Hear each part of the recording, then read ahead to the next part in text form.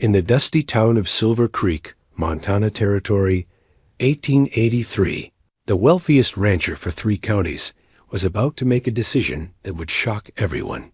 Silas Montgomery had everything a man could want: vast lands, cattle beyond counting, and a reputation that commanded respect. But he was growing old alone, untouched by the parade of socialites who sought his fortune.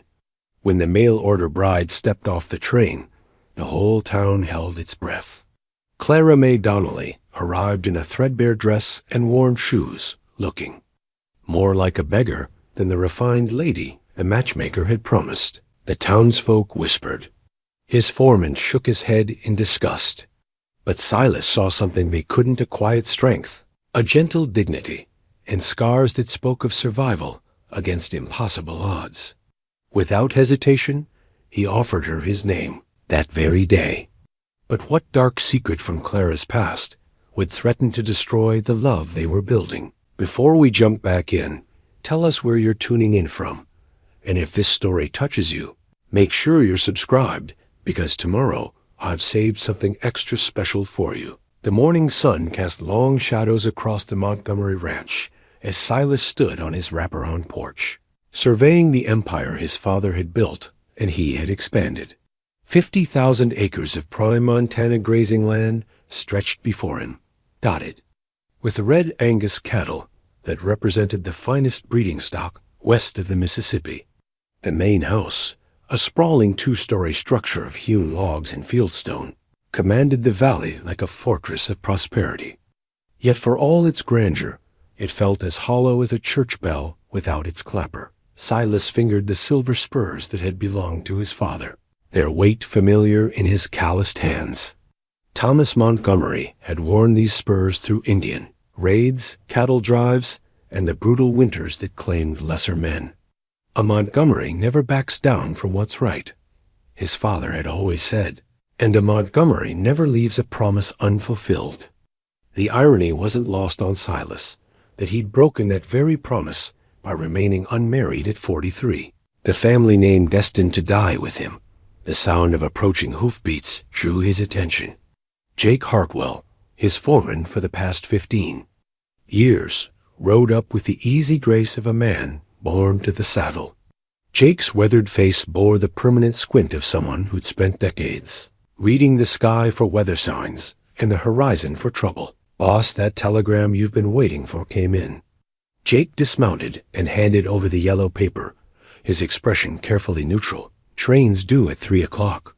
Silas unfolded the telegram with hands that had branded 10,000 cattle, but now trembled slightly. "Miss Donnelly arrives Tuesday. Refined young lady of good breeding. Perfect wife for gentleman rancher. Payment as agreed. Mrs. Hutchinson, matrimonial correspondent." "Still time to change your mind," Jake said quietly.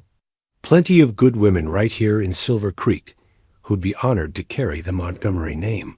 Silas shook his head. "Those women see dollar signs. Not a man. They want what I've built, not who I am."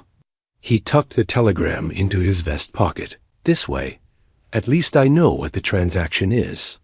Jake spat into the dust. "Marriage ain't supposed to be a business deal, Silas." "Look around, Jake. Everything I touch turns to business deals. Why should marriage be different?" "But even as..." He said the words, Silas felt their bitter taste. He'd watched his parents' marriage, built on mutual respect that had deepened into profound love. His mother had died when he was 25, and his father had followed her to the grave within a year, unable to bear the separation. That kind of love seemed as foreign to Silas as speaking Chinese. The intervening hours passed with agonizing slowness. Silas found himself changing clothes 3 times, settling on his best black suit and the silver spurs his father had worn on his own wedding day. He'd oiled his dark hair and trimmed his mustache, feeling foolish as a schoolboy preparing for his first dance dot at 2:30. He hitched up his finest buggy, the one reserved for trips to the territorial capital. The leather seats gleamed, and the brass fittings caught the afternoon light. If he was going to collect a wife, He'd do it with dignity befitting the Montgomery name.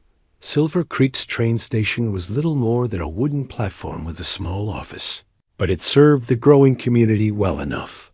The town itself had sprung up around Silas's ranch, its prosperity tied to his success. Main Street boasted a general store, a saloon, a church, and the newly constructed schoolhouse that Silas had helped fund. Most of the buildings still showed the rawness of recent construction, but there was a sense of permanence settling over the place. A small crowd had gathered at the station, drawn by curiosity about their wealthiest neighbor's mail-order bride. Banker Cornelius Wade stood with his wife Prudence, their faces wearing expressions of barely concealed anticipation. Dr. Morrison chatted with the blacksmith, while several ranch wives clustered together, whispering behind their hands. "Heard she's from back east," Prudence Wade said loudly enough for everyone to hear. "Cultured and refined. Just what Silver Creek needs a lady with proper breeding to set an example." Silas ignored the chatter, focusing instead on the distant sound of the approaching locomotive. The train rounded the bend, its whistle echoing off the surrounding hills, black smoke trailing behind like a funeral shroud. As it chugged to a stop with a great hiss of steam and squeal of brakes, Silas felt his heart hammering against his ribs. The conductor emerged first, followed by a traveling salesman with sample cases, then an elderly couple who were met by their son. Silas watched each passenger carefully, waiting for the refined young lady Mrs. Hutchinson had promised. A woman in an expensive traveling dress stepped down, and the crowd murmured appreciatively, but she was met by a well-dressed gentleman, who clearly wasn't expecting a bride. Then, just as Silas began to wonder if there had been some mistake, a slight figure appeared in the doorway of the passenger car. The woman hesitated, clutching a small carpet bag that had seen better days. Her dress, once blue but now faded to the color of winter sky, had been mended so many times that the patches formed a careful pattern. Her shoes were hand-stitched leather, worn thin at the heels but polished to a shine that spoke of pride despite poverty. Clara May Donnelly stepped onto the platform with the careful grace of someone who'd learned to make every movement count. Her auburn hair was pulled back in a simple knot, revealing a face that was neither beautiful nor plain, but possessed of something more lasting character. Her eyes, green as spring grass, swept the crowd with a mixture of hope and wariness. That made Silas's chest tighten unexpectedly. The silence stretched uncomfortably as the townspeople absorbed the reality of Silas Montgomery's bride. This wasn't the cultured lady they'd expected, but a woman who looked like she'd stepped off a hardscrabble farm after a particularly difficult harvest. "Well, I never," Prudence Wade whispered, loud enough for half the platform to hear. "She looks like a field hand." Clara's cheeks flushed, but she kept her chin up, searching the crowd with those remarkable eyes. When her gaze found Silas, something passed between them. Recognition, perhaps, or understanding. She knew she wasn't what he'd expected, just as he knew she was exactly what she appeared to be, a woman who'd known hardship but hadn't let it break her. Silas stepped forward, removing his hat in a gesture of respect that surprised the onlookers. "Miss Donnelly, I presume." "I'm Silas Montgomery." Clara's voice, when she found it, was soft but steady. "Mr. Montgomery, I'm grateful for your invitation, though I fear there may have been some misunderstanding about my circumstances." Her honesty cut through the pretense like a sharp blade. Here was a woman who wouldn't lie to spare his feelings or her own. "No misunderstanding, Miss Donnelly. You're here, and that's what matters." He offered his arm, and after a moment's hesitation, she took it. Her hand was small but calloused, speaking of hard work and harder choices. As they walked toward his buggy, the crowd parted like the Red Sea, whispers following in their wake. "Help you with your luggage?" Silas asked, noting she carried only the one small bag. "This is all I have," Clara said simply. Without shame or explanation. Jake Hartwell had been watching from beside the buggy, his face unreadable. As they approached, he tipped his hat politely, but said nothing. Silas helped Clara into the buggy. Noting how she arranged her threadbare skirts with unconscious dignity, the ride to the ranch passed in comfortable silence, broken only by Clara's quiet observations about the landscape. She noticed things, the way the evening light painted the mountains, the quality of the grass, the condition of the fences. These weren't the comments of a city woman unfamiliar with rural life, but of someone who understood the land and its demands. "It's beautiful," she said as they crested the hill that gave the first full view of the Montgomery ranch. "You must be very proud." Silas found himself seeing his home through her eyes, the careful planning that had gone into its placement, the way it nestled into the landscape rather than dominating it. "My father chose this spot. Said a man's home should be part of the land, not just sitting on top of it. He was a wise man." He was. Silas glanced at her profile, noting the way. She studied everything with those intelligent eyes. "You've lived on a ranch before." It wasn't a question, and Clara didn't treat it as one. "My family had a small farm in Kansas. We lost it to drought and debt when I was 16. The simple statement carried years of struggle and loss. Silas felt something shift inside him, a recognition of shared understanding. They'd both known the weight of responsibility, the burden of trying to hold on to something precious in a world that seemed determined to take it away. As they pulled up to the main house, several ranch hands emerged from the bunkhouse and barn, curious about their boss's new wife. Silas saw them take in Clara's appearance with expressions ranging from surprise to disappointment. He helped her down from the buggy, his jaw tightening at their obvious judgments. "This is Mrs. Montgomery," he announced, the words carrying the authority of a man accustomed to being obeyed. "She's to be treated with the respect due my wife." Clara's eyes widened slightly at the title. They hadn't yet discussed the timing of their marriage, but she said nothing. The ranch hands nodded respectfully, but Silas could see the questions in their faces. The main house felt different with Clara in it, less cavernous somehow. She moved through the rooms with quiet appreciation, her fingers trailing over the handcrafted furniture and careful stonework.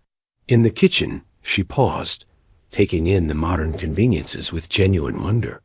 "I've never seen a stove like this," she admitted, running her hand along the cast iron surface. "It came from Chicago. Cost more than most folks make in a year, but it was worth it." He paused, then added, "Do you cook?" "I do, though I'm used to simpler fare than you might prefer." "I'm not hard to please, Miss Donnelly. A man gets tired of eating his own cooking after a while."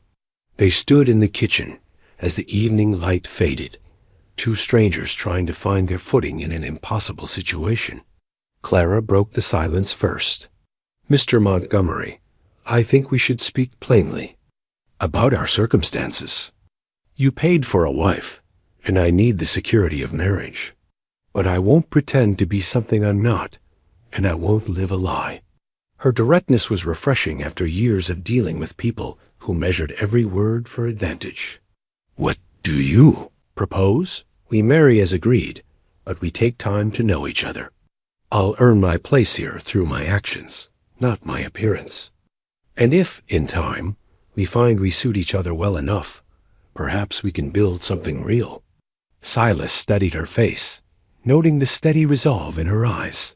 Here was a woman who'd thought this through, who understood the stakes without flinching from them. "And if we don't suit, then we'll deal with that when it comes. But I believe in giving honest effort its due." He extended his hand, and she shook it firmly.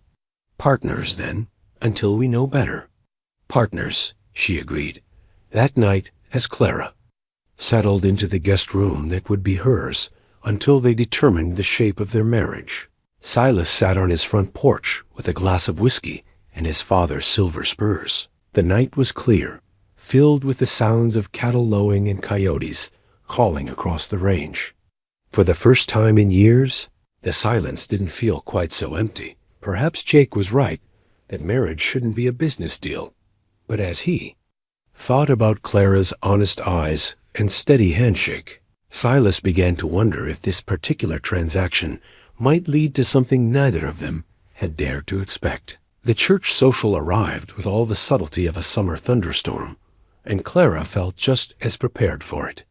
3 days had passed since her arrival at the Montgomery ranch, 3 days of careful politeness and tentative conversations over meals that tasted like ambrosia compared to the meager fare she'd grown accustomed to.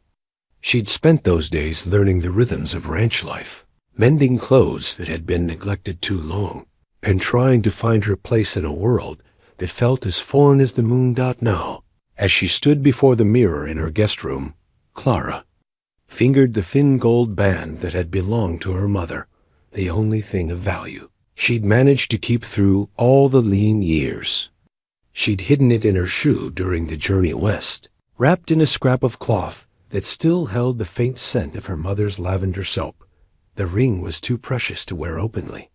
It carried too many memories, too much hope for the kind of love she'd thought she'd never find. Ready? Silas appeared in the doorway, looking uncomfortable in his Sunday best. The black suit emphasized his broad shoulders and the natural authority he carried like a second skin. He'd been nothing but kind to her these past days, treating her with a courtesy that bordered on reverence, as if she were made of spun glass rather than Kansas farm stock. Clara smoothed her best dress, a same faded blue she'd worn on the train, but now clean and pressed with careful attention to every wrinkle. She'd spent an hour the night before trying to fashion her hair into something approaching fashionable, finally settling on a simple style that wouldn't fall apart at the first gust of wind. "As ready as I'll ever be," she said, though her stomach churned like butter in a churn. The social was being held at the newly completed community hall, a building that stood as testament to Silver Creek's growing prosperity. Wagons and buggies lined the street, and the sound of voices and fiddle music drifted through the evening air. Clara could see well-dressed women through the windows, their silk gowns and elaborate hairstyles making her feel like a sparrow among peacocks. Silas helped her down from the buggy with his usual careful courtesy, but she could feel the tension in his grip. He was as nervous as she was, though he hid it better. "Remember," he said quietly, "you're a Montgomery now. That means something in this town." But as they entered the hall, Clara discovered that being a Montgomery meant different things to different people. The men greeted Silas with the deference due to the most powerful rancher in 3 counties, but their eyes lingered on Clara with expressions ranging from curiosity to poorly concealed disdain. The women were worse, their smiles sharp as winter wind, their voices honey-sweet with poison underneath. "Silas, darling." Vivian Ashford swept toward them like a ship under full sail, her emerald silk dress rustling with each step. She was everything Clara wasn't: tall, elegant, with golden hair piled high and jewelry that caught the lamplight like captured stars.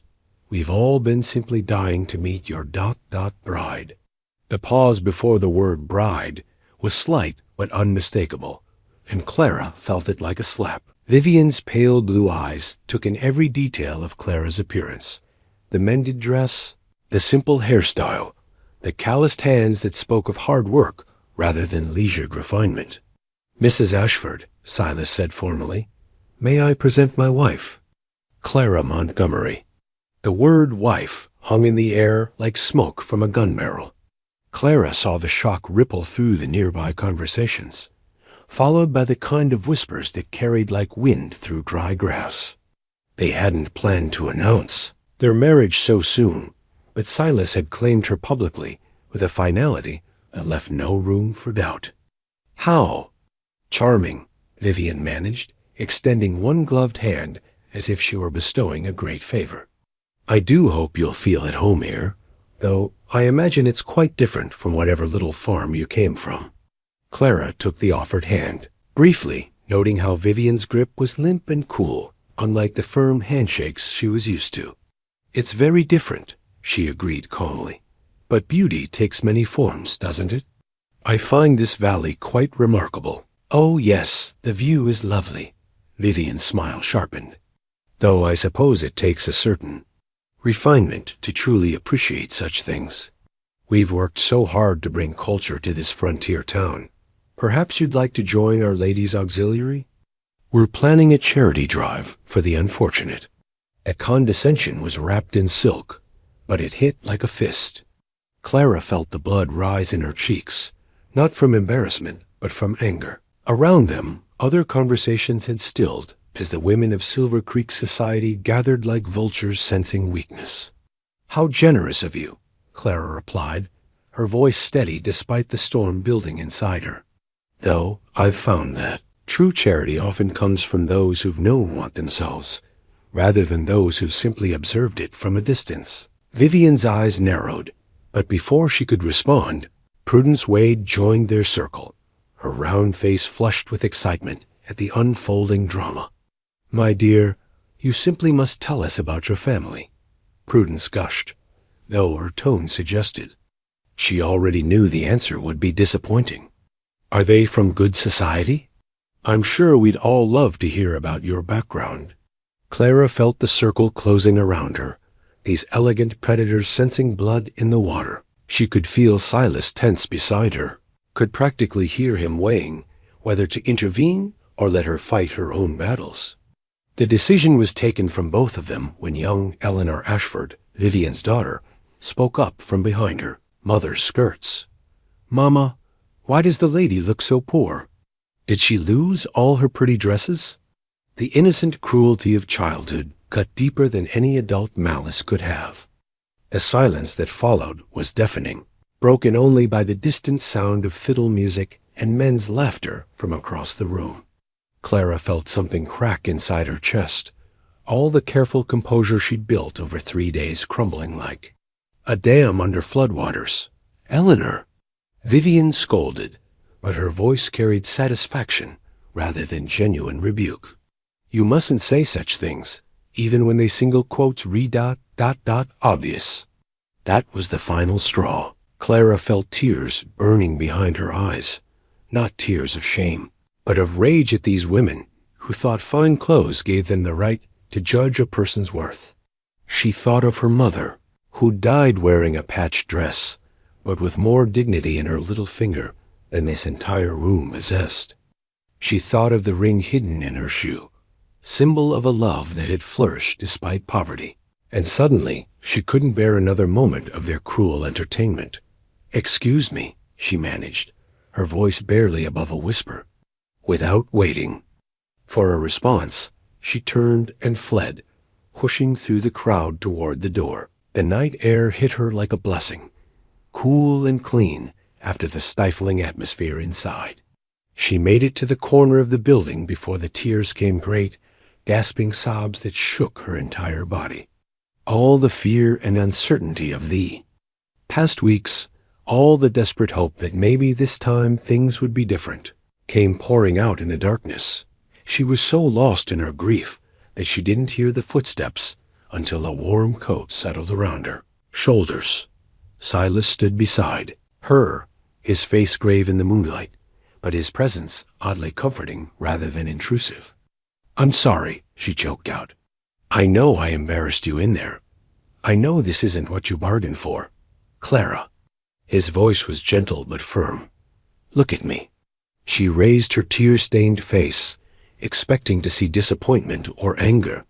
Instead, she found something that looked almost like pride. "Those women in there," he said carefully, "they've never worked a day in their lives. They've never gone to bed hungry or worried about keeping a roof over their heads. They judge you because they're afraid that someone with real strength might show them how shallow their pretty lives really are." "But they're right," Clara whispered. "I am poor. I do come from nothing. I can't give you the kind of wife who would enhance your standing." Silas was quiet for a long moment, his eyes fixed on the stars scattered across the Montana sky. When he spoke, his voice carried a weight that made her pay attention. "My mother came from nothing too," he said finally. Her family were farmers in Nebraska who lost everything to grasshoppers and bad weather. When my father married her, folks said he was throwing his life away on a woman who couldn't even read. Clara's breath caught. But Mrs. Hutchinson said you wanted a refined lady. Mrs. Hutchinson said what she thought I wanted to hear. But refined doesn't mean what those women think it means. He turned to face her fully, his dark eyes serious. You've been here 3 days, Clara. In those 3 days, you've mended clothes that have been sitting in a basket for months. You've organized my kitchen in a way that makes sense. You've noticed which cattle are favoring their left legs and suggested we check for stone bruises. You've done all this without being asked, without expecting praise, because it needed doing. His words washed over her like water on drought-cracked earth. Silas, I'm not finished. His voice held a quiet authority that stopped her protest. Yesterday, I watched you spend 20 minutes coaxing that barn cat to let you treat the cut on her paw. The hands have been trying to catch that cat for weeks, but she came to you because she sensed your kindness. Clara felt something shift. Inside her chest, a loosening of the tight band of shame that had been choking her since childhood. Those women in there, Silas continued, gesturing toward the hall, they think refinement comes from having the right dress or the right accent. But real refinement, the kind that matters, comes from how you treat people when nobody's watching. It comes from dignity in the face of hardship, from kindness when you've got every reason to be bitter. He reached into his vest pocket and pulled out a small velvet box. Clara's eyes widened as he opened it to reveal a simple gold band, elegant in its lack of ornamentation. This was my mother's wedding ring, he said quietly. She wore it for 30 years, through good times and bad, through seasons when we had plenty and seasons when we had to count every penny. My father gave it to her the day they married, and she never took it off until the day she died. Clara's hand went instinctively to her shoe, where her own mother's ring lay hidden. The parallel wasn't lost on either of them. I'd like you to wear it, Silas said, not because I bought you or because we have some business arrangement, but because I think she would have liked you. I think she would have seen in you what I'm beginning to see, a woman of real substance, real worth. The tears came again, but they were different now, cleaner somehow, washing away the accumulated hurt of years rather than adding to it. Silas, we barely know each other. No, he agreed. We don't, but I know enough. I know you're honest when it would be easier to lie. I know you're brave when it would be safer to hide. And I know those women in there don't deserve to breathe the same air as you, let alone judge your worth. Clara looked down at the ring, gleaming softly in the moonlight. Such a simple thing, but it represented everything she'd dreamed of and thought she'd never find: acceptance, respect, the possibility of love freely given rather than grudgingly earned. There's something you should know, she said suddenly, the words tumbling out before she could stop them. About my past, about why I really answered your advertisement. Silas waited, patient as the mountains themselves. I'm not just poor, Silas. There are ... complications. Things that might follow me here, that might put you in danger just by association. His expression didn't change, but she saw something flicker in his eyes, not fear, but a sharpening of attention, like a man seeing. Storm clouds on the horizon. What kind of complications? Clara took a shaky breath, her hand going again to her shoe where her mother's ring waited. The kind that come with blood on them. Before Silas could respond, the door to the hall opened and Jake Hartwell emerged, his weathered face tight with concern. Boss, sorry to interrupt, but we've got problems. Word just came in that someone's been asking questions about the new Mrs. down at the telegraph office. Stranger came through this afternoon, showing around what looked like a photograph.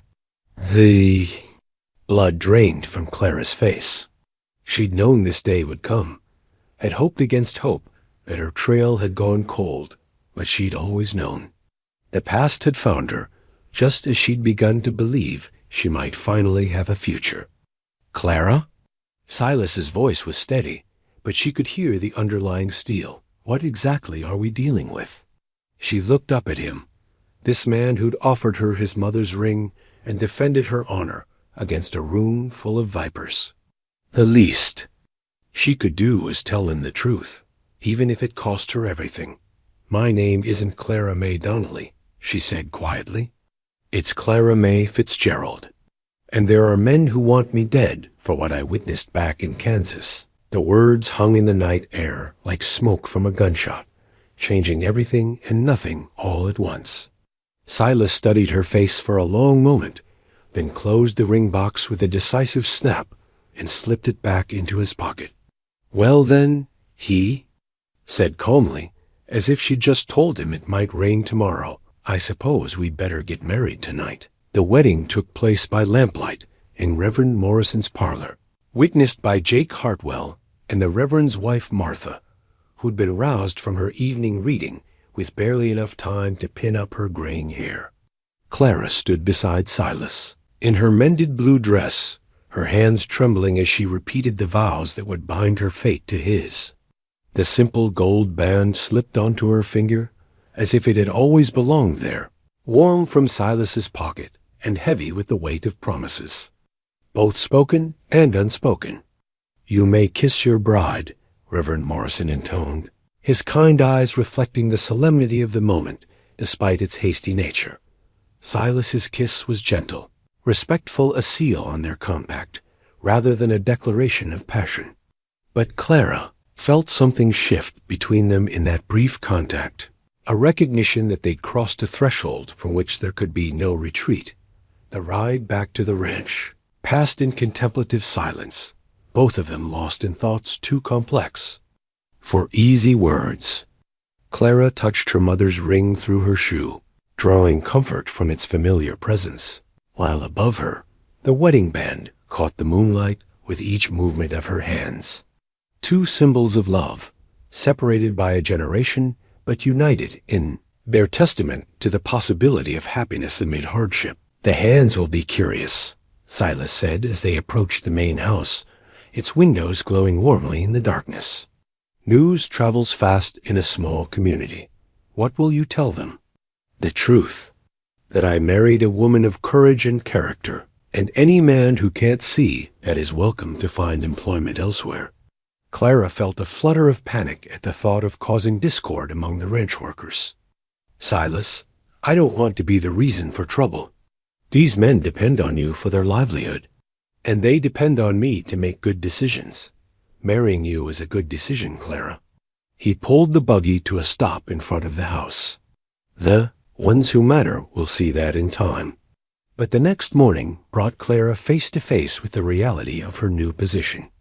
As she descended to the kitchen to prepare breakfast, a task she'd taken on naturally during her brief stay, she found Maria Santos, the housekeeper who came twice weekly, standing frozen by the stove with a coffee pot in her hands. Senora Montgomery, Maria stammered, clearly unsure of protocol. I did not know you would be cooking. Should I?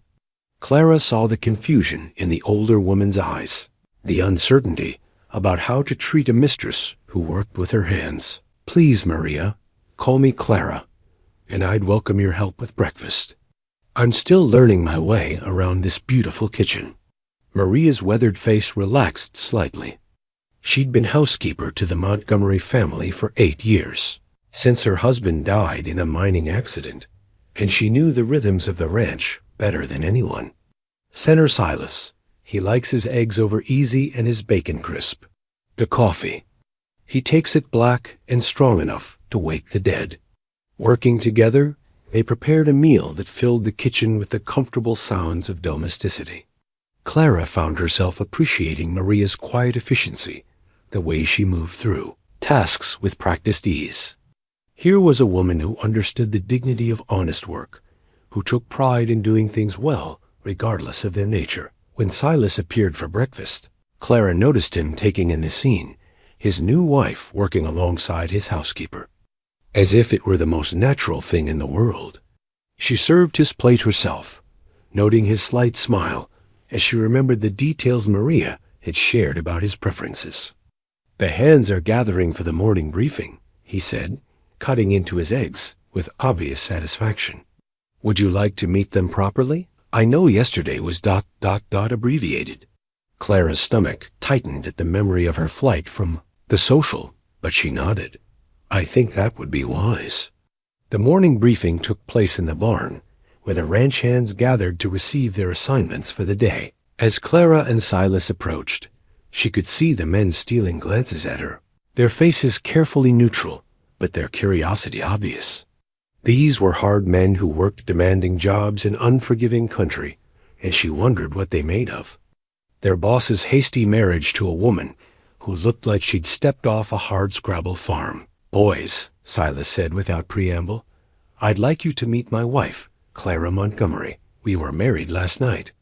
A ripple of surprise went through the group, followed by the kind of silence that spoke of men reassessing a situation they thought. They understood. Jake Hartwell stepped forward, removing his hat with old-fashioned courtesy. "Ma'am, it's an honor to meet you properly. I'm Jake Hartwell, foreman of this outfit." Clara shook his hand firmly, grateful for his steady demeanor. "Mr. Hartwell, Silas speaks very highly of you." One by one, the other hands introduced themselves. Tom Bradley, the head wrangler. Young Pete Collins, barely 18 and eager to prove himself.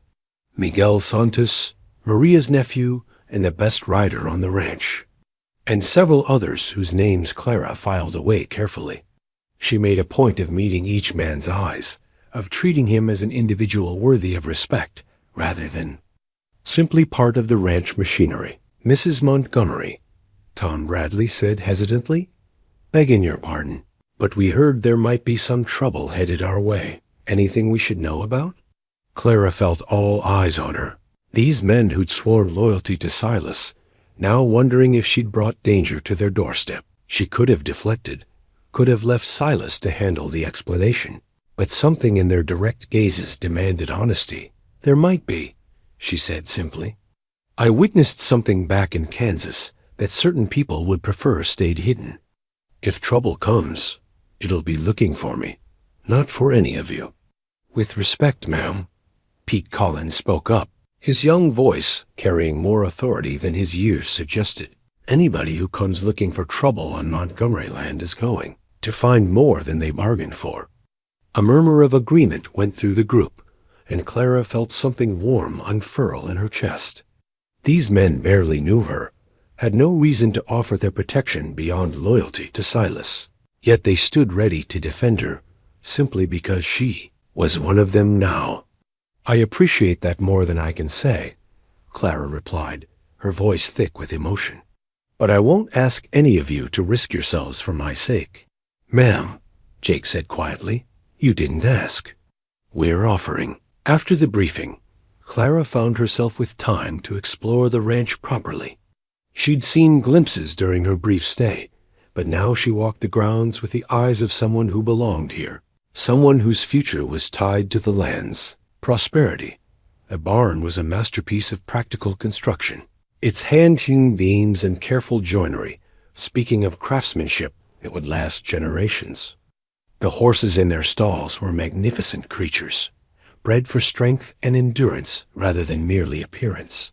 Clara paused at each stall, noting which animals seemed restless or favoring a particular leg, filing away observations that might prove useful later.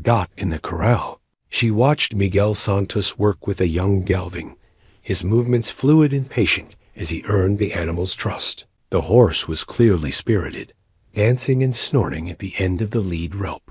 But Miguel never hurried, never forced the issue. "He's beautiful," Clara said, approaching the fence. Miguel glanced over, his dark eyes assessing her with the same careful attention he gave to horses. "See, but he thinks he knows better than I do. My tia Maria, she says you have worked with horses before?" "Some.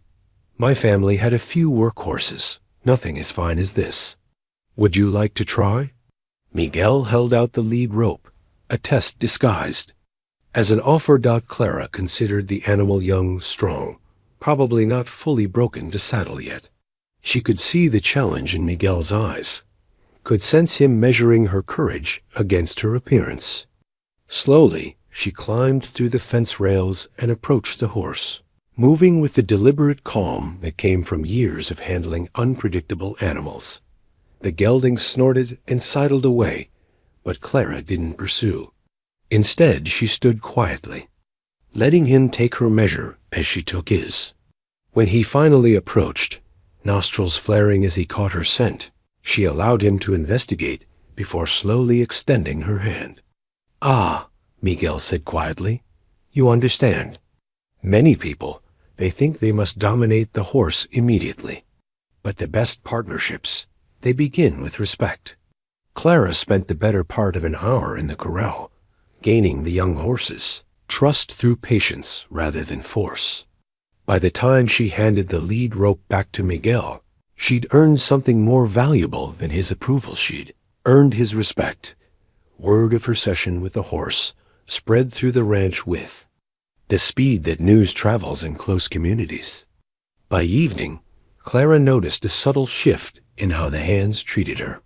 She was no longer simply the boss's new wife, but a woman who understood their world, who could handle herself around livestock and wasn't afraid of honest work. That evening, as she prepared dinner in the big kitchen, Clara found herself humming something she hadn't done in months. The simple white apron she'd fashioned from unused fabric made her feel more like herself than any fine dress ever could. When Silas entered, drawn by the sense of pot roast and fresh bread, she turned to greet him with flour on her hands, genuine contentment in her eyes. "You look happy," he observed, settling into a chair where he could watch her work.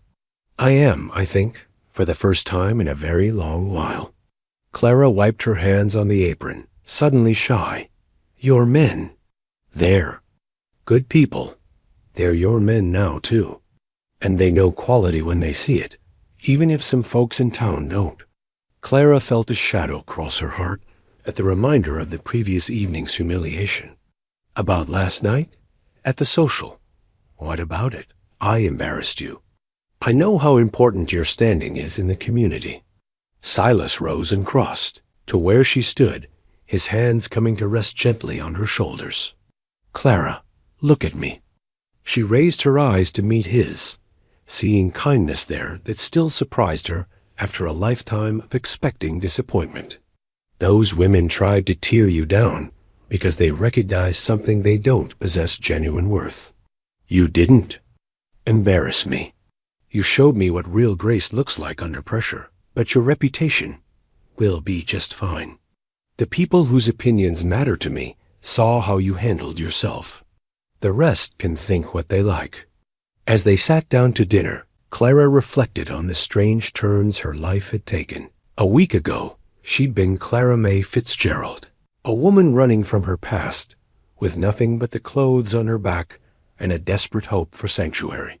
Now she was Clara Montgomery, wife to a man of substance, mistress of a ranch that represented everything she'd ever dreamed of having. But as she touched her mother's ring through the fabric of her skirt, Clara knew that her past wouldn't remain buried forever. Somewhere out there, dangerous men were looking for Clara May Fitzgerald, and when they found her, all the acceptance and belonging in the world might not be enough to protect the new life she was building.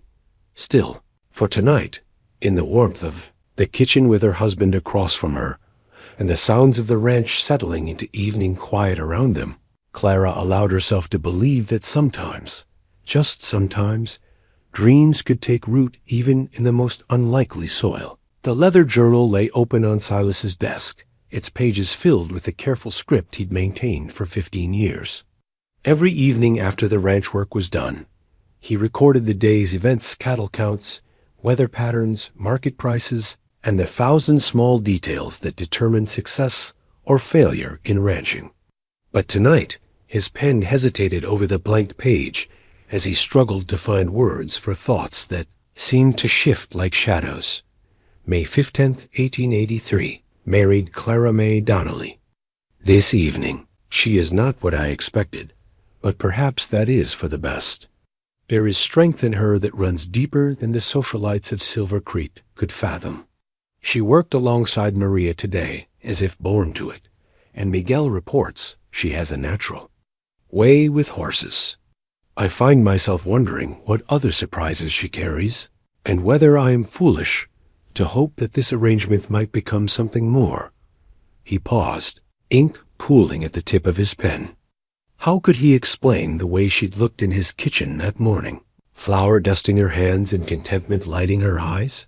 How could he capture the moment when she'd faced down his ranch hands with nothing but honesty and quiet dignity?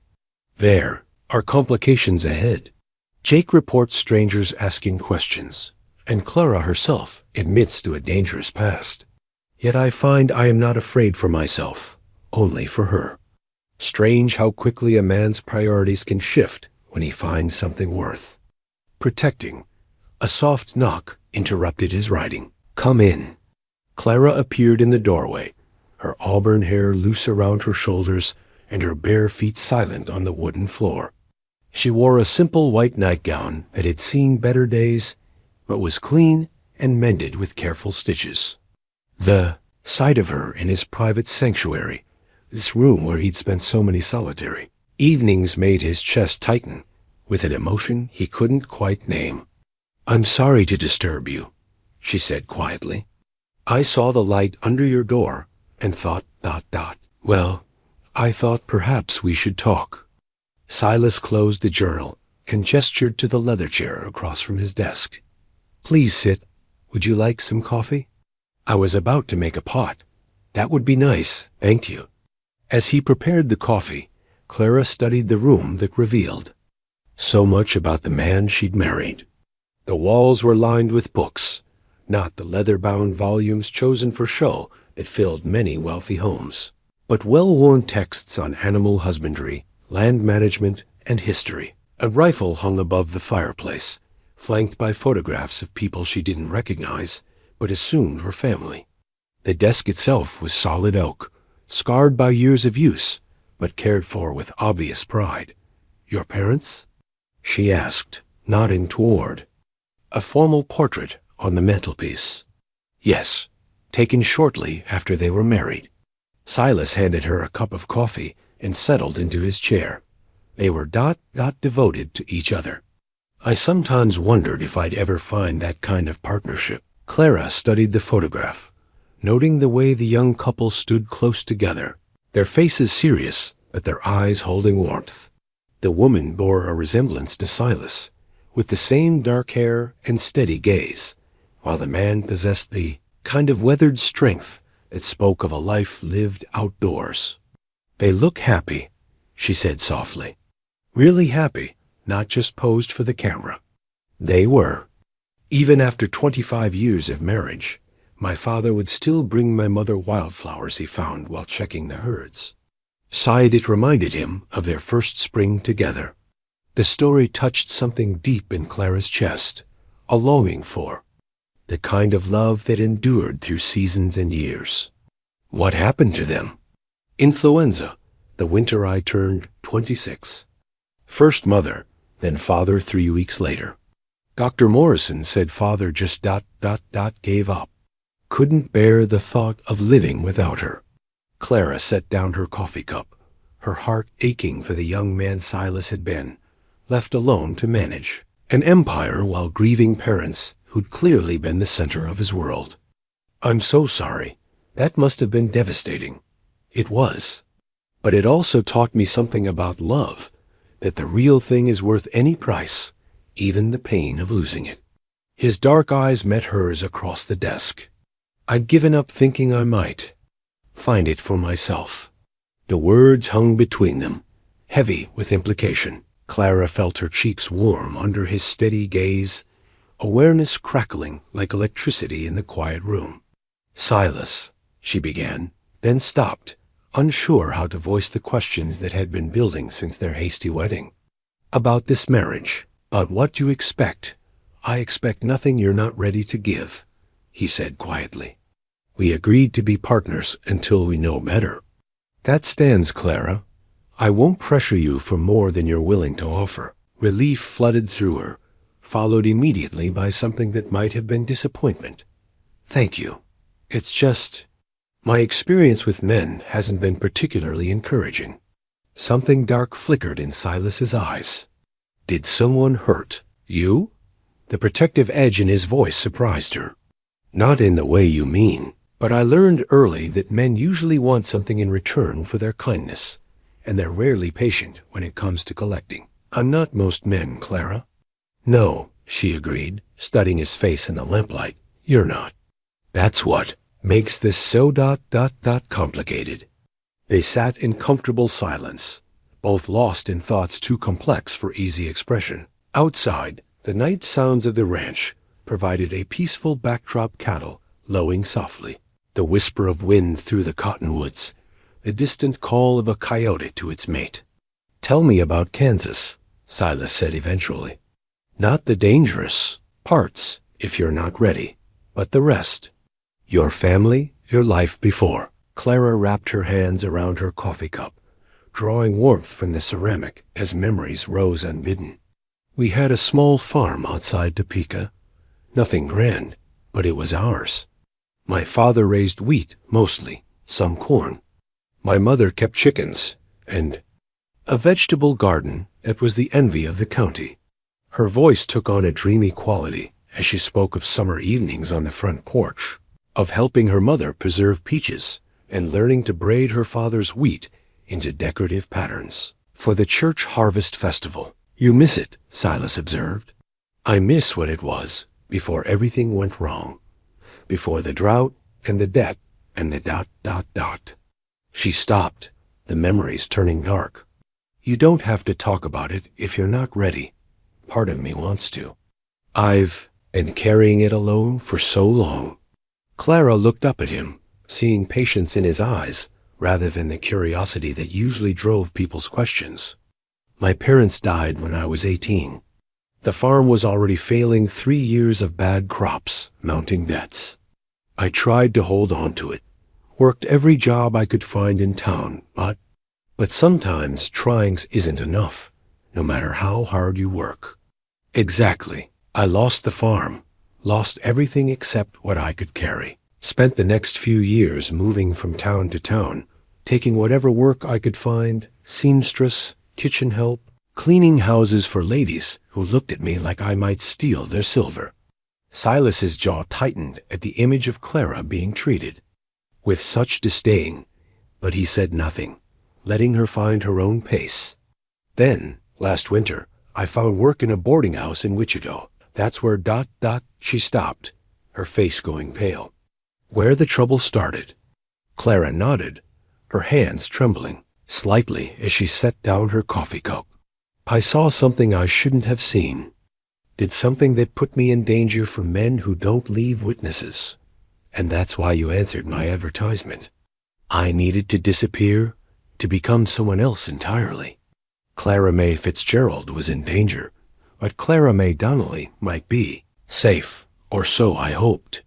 Silas leaned forward, his voice gentle but firm. "Whatever you did, Clara, whatever you witnessed, you're not facing it alone anymore. This ranch, these people, we protect our own." Tears gathered in Clara's eyes at the simple declaration. When had anyone last offered to stand between her and danger? When had anyone claimed her as family worth defending? "You don't understand what you're offering. These men, they're not ordinary criminals. They have money, influence, connections that reach far beyond Kansas. And I have a ranch full of men who faced down rustlers, claim jumpers, and winter storms that would break most people. We've dealt with our share of men who thought money made them untouchable." Clara wanted to believe him, wanted to trust in the safety he offered, but years of running had taught her that danger always found a way.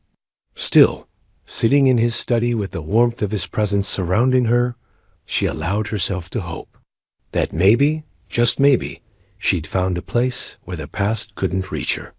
"There's something else," she said suddenly, reaching down to her bare foot. Her fingers found the small bundle hidden in her shoe, carefully extracting her mother's ring. "I have this." Silas watched as she unwrapped the thin gold band, noting the reverent way she handled it. Your mother's?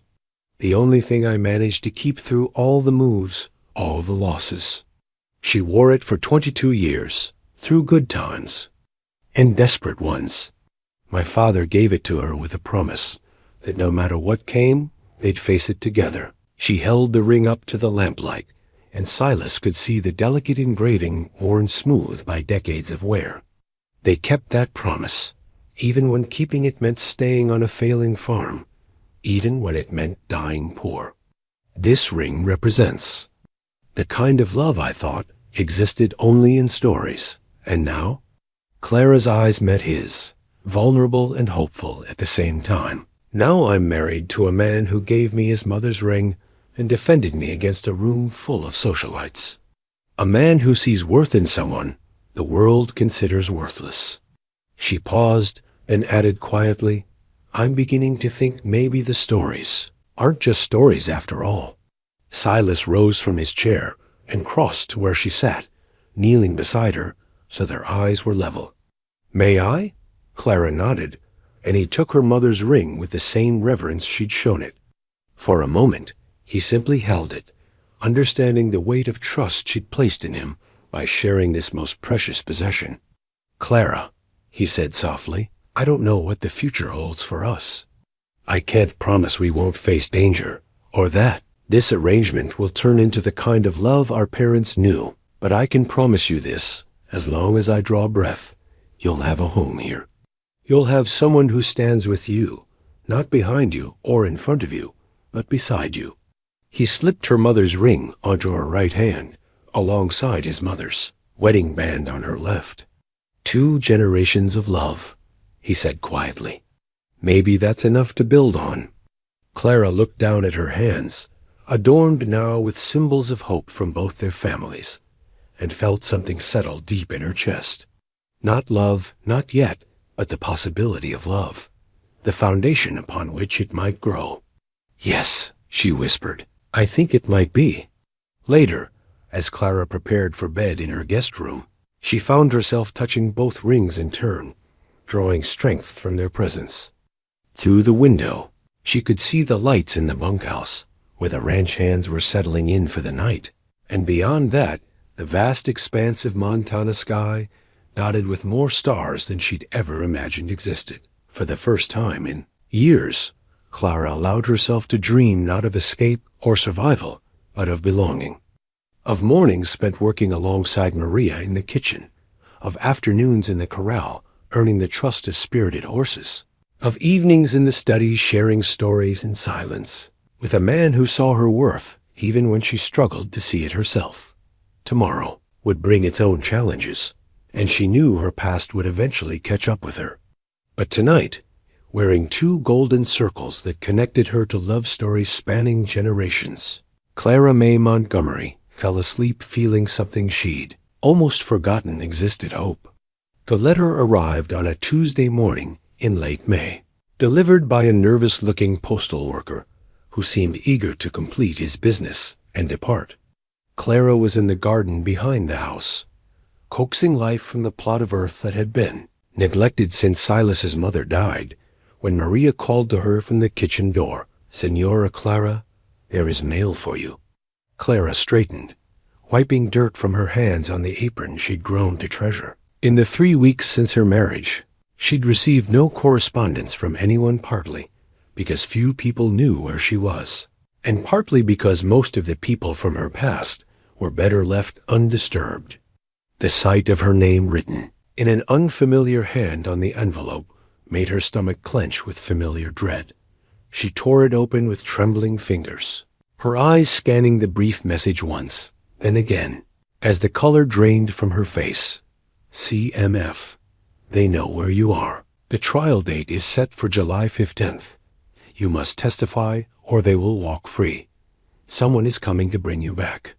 Trust no one you don't know personally. JM. The letter fluttered from Clara's nerveless fingers, and Maria was beside her instantly. Her weathered face creased with concern. Signora, what is wrong? You look like you have seen a ghost. I need to speak with Silas, Clara managed, her voice sounding strange and distant to her own ears. "Is he still in the south pasture?"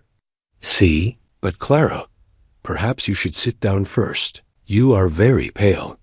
But Clara was already moving, her legs carrying her toward the barn with mechanical precision, while her mind reeled with the implications of the message. J.M. could only be Judge Marcus, the federal judge who'd been trying to build a case against the Kellerman gang for 3 years.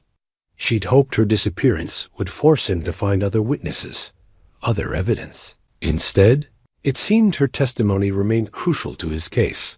She found Silas examining a fence line with Tom Bradley and Pete Collins, the 3 men deep in discussion about replacing posts damaged by the harsh winter.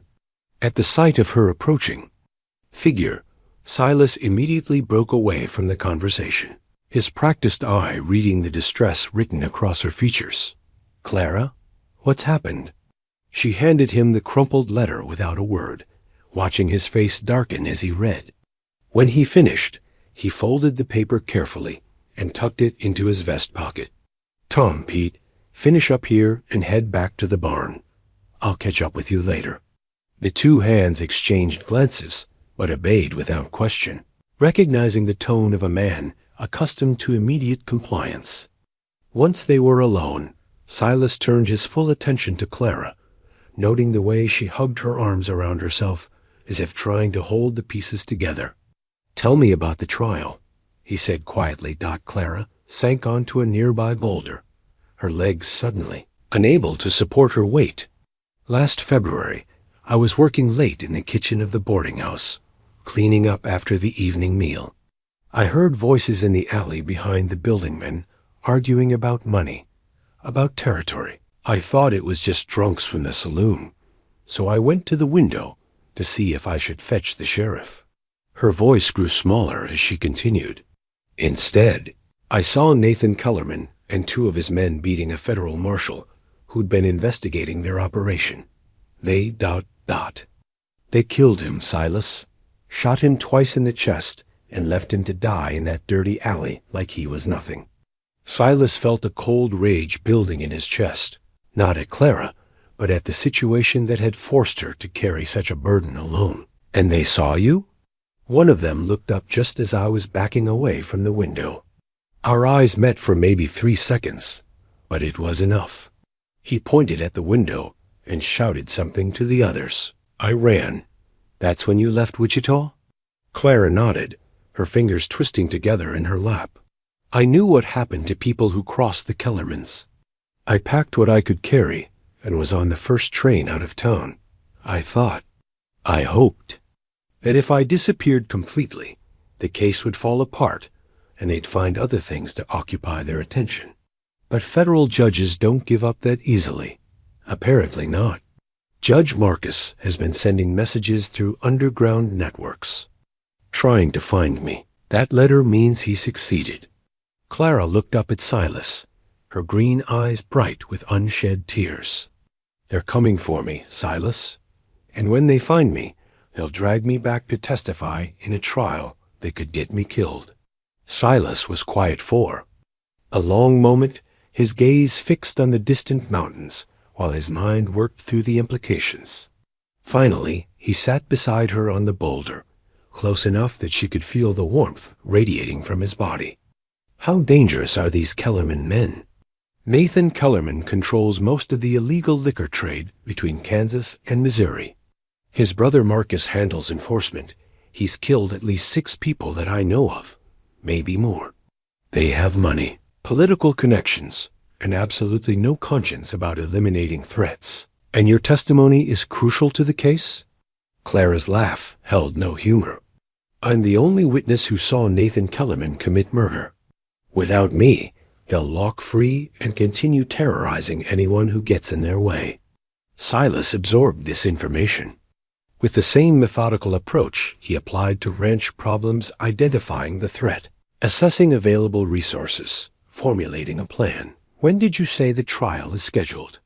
"July 15th, less than 2 months. And this Judge Marcus, you trust him?" "As much as I trust anyone in this situation. He's been fighting corruption in Kansas for years, Made himself a lot of enemies doing it. But he's honest, which is more than I can say for most officials in that part of the country. Silas stood and began pacing, his mind already working through possibilities. If you testify and help convict the Kellermans, will that end the threat to you? Maybe. Or it might make me a target for revenge. Their organization is bigger than just the two brothers. And if you don't testify? Clara's shoulders sagged. They go free, and Judge Marcus's case falls apart. But the Kellermans will still want me dead, because I know too much. My only options are to testify and hope for protection afterward, or spend the rest of my life running. The weight of impossible choices settled between them like a physical presence. Silas continued his pacing, his boots wearing a path in the dusty ground, while Clara watched with growing despair. She'd known this day would come, had tried to prepare herself for it, but the reality felt crushing. There might be another way, Silas said suddenly, stopping directly in front of her. What do you mean? Judge Marcus wants your testimony to convict the Kellermans, but he needs you alive and safe to give it. What if we offered him a bargain? Clara felt a flicker of hope, quickly suppressed by caution. What kind of bargain? You testify, but on our terms. Here, in Montana Territory, under the protection of federal marshals. Make them come to us instead of you going back into their territory. Is that even possible? Federal judges have broad authority in cases involving interstate crime. If Marcus is as committed to justice as you say, he might be willing to arrange for testimony to be taken by deposition, especially if the alternative is losing his star witness to intimidation or worse. Clara stared at him, hardly daring to believe. You'd do that? You'd turn your ranch into a target just to help me avoid going back to Kansas? Clara. Silas knelt in front of her, taking her hands in his larger ones. Look at me. She raised her eyes to meet his, seeing determination there that both thrilled and terrified her. This ranch has weathered Indian raids, claim jumpers, and blizzards that buried the barn to its roof. We've faced down rustlers and politicians and survived them all. A couple of whiskey runners from Kansas don't scare me. But your men, your livelihood, my men signed on to work for the Montgomery brand, and part of that brand is standing up for what's right. As for my livelihood, he smiled grimly. I've got enough money stored up to hire every gun hand between here and Denver, if it comes to that. Clara felt tears spilling down her cheeks, overwhelmed by the simple fact that someone was willing to fight for her, to risk everything he'd built for a woman he'd known less than a month. Why, she whispered, why would you do this for me? Silas was quiet for a moment, his thumbs tracing gentle circles over her knuckles. When he spoke, his voice carried a weight that made her pay attention. Because it's the right thing to do. Because you deserve someone in your corner for once in your life. And because... He paused, as if the next words were difficult to find. Because I care what happens to you, Clara, more than I expected to, more than might be wise. The admission hung in the air between them, changing everything and nothing all at once. Clara saw the vulnerability in his eyes, the way he'd opened himself to her judgment, and felt something shift permanently in her chest. I care what happens to you too, she said softly. That's why I'm so afraid. I couldn't bear it if my problems destroyed everything you've worked for. Then we'll make sure that doesn't happen. Silas stood, pulling her up with him. First, we send a response to Judge Marcus. We tell him you're willing to cooperate, but only if he can guarantee your safety and arrange for the testimony to be taken here. And if he can't arrange it, and we'll figure out another way. But Clara, I want you to understand something, whatever happens. You're not facing this alone anymore. We're partners, remember? Partners stand together. As they walked back toward the house, Clara felt the heavy bundle of hidden letters pressing against her leg where she tucked them into her shoe. Judge Marcus wasn't the only one who'd been trying to contact her. There had been other messages, other warnings, from sources she trusted even less. The Kellermans weren't the only dangerous element in this situation, and she wasn't sure how much more truth Silas could handle. But as she looked at his profile, noted the determined set of his jaw, and the protective way he stayed close to her side, Clara made a decision.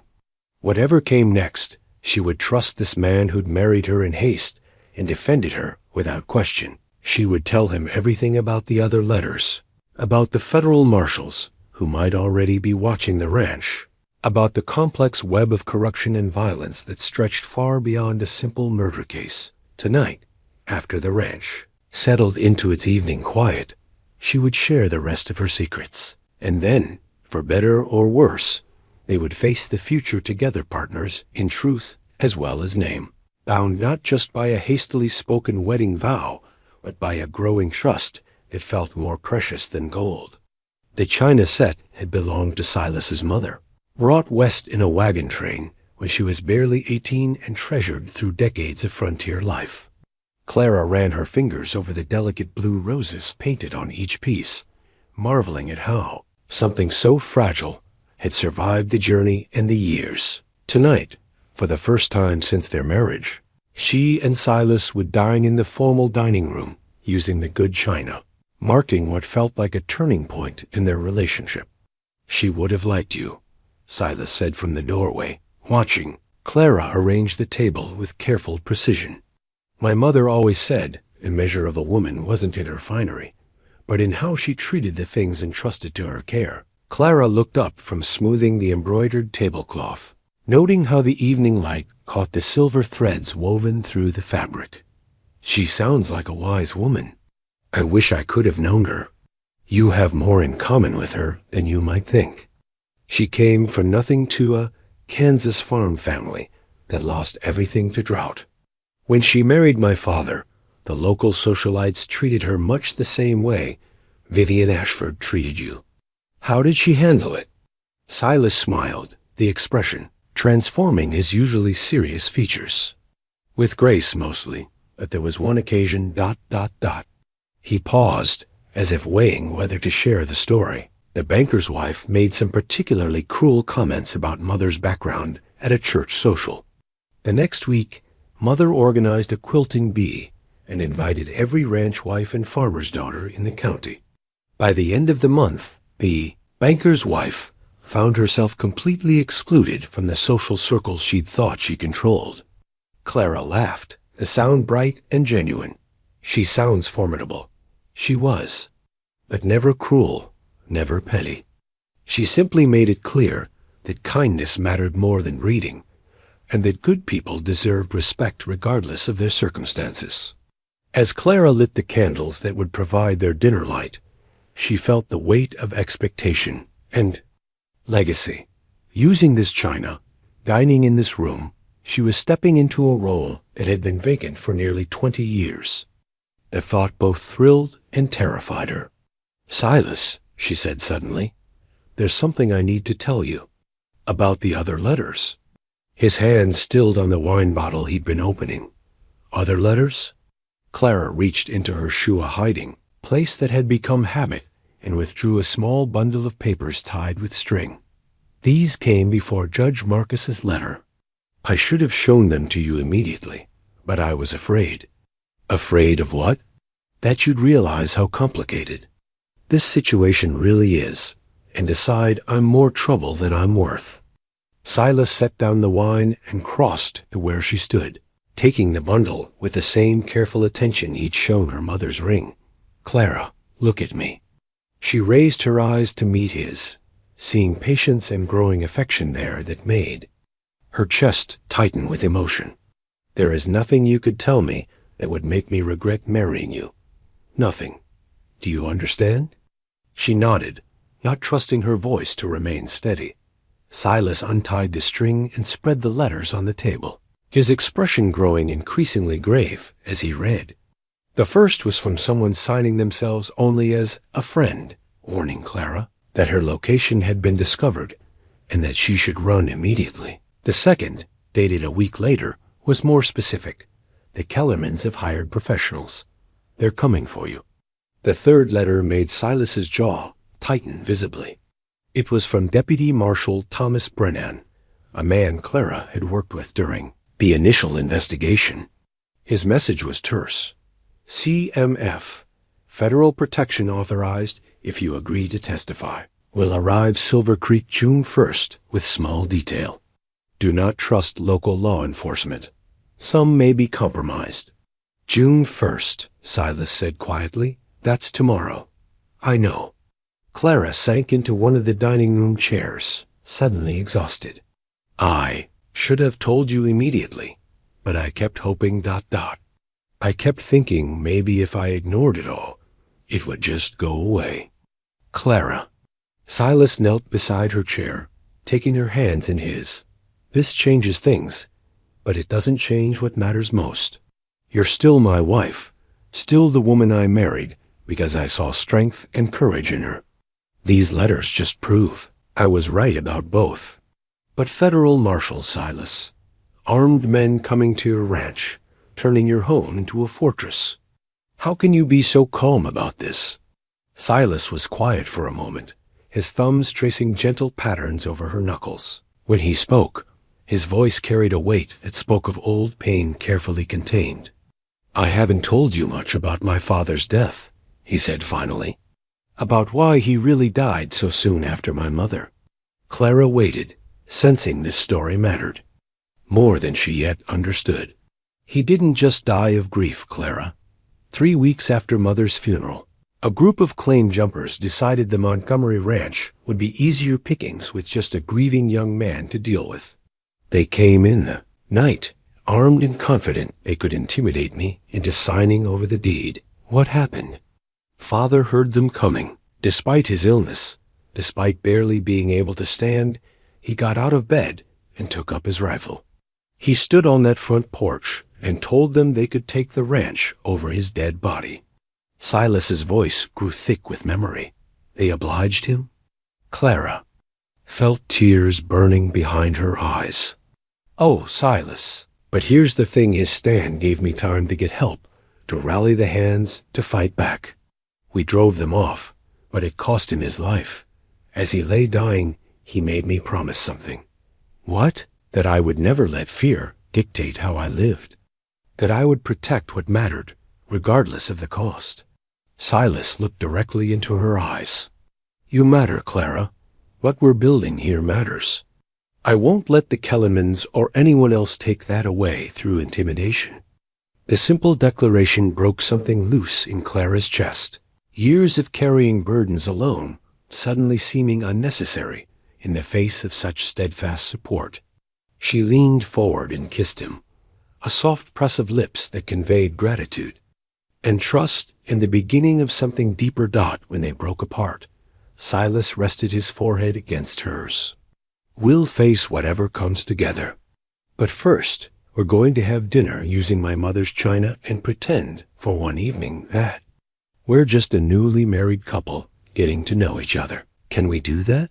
Can we just be normal for a few hours? We can try. And somehow, they managed it. Over roast beef and vegetables from Clara's garden, they talked about everything except federal marshals and murder trials. Silas told her stories about his childhood on the ranch, about learning to ride before he could properly walk, and his mother's endless patience with a boy who brought home every injured animal he found. Clara shared memories of her parents' farm, of summer evenings when her father would play fiddle on the front porch while her mother sang along in a voice clear as mountain water.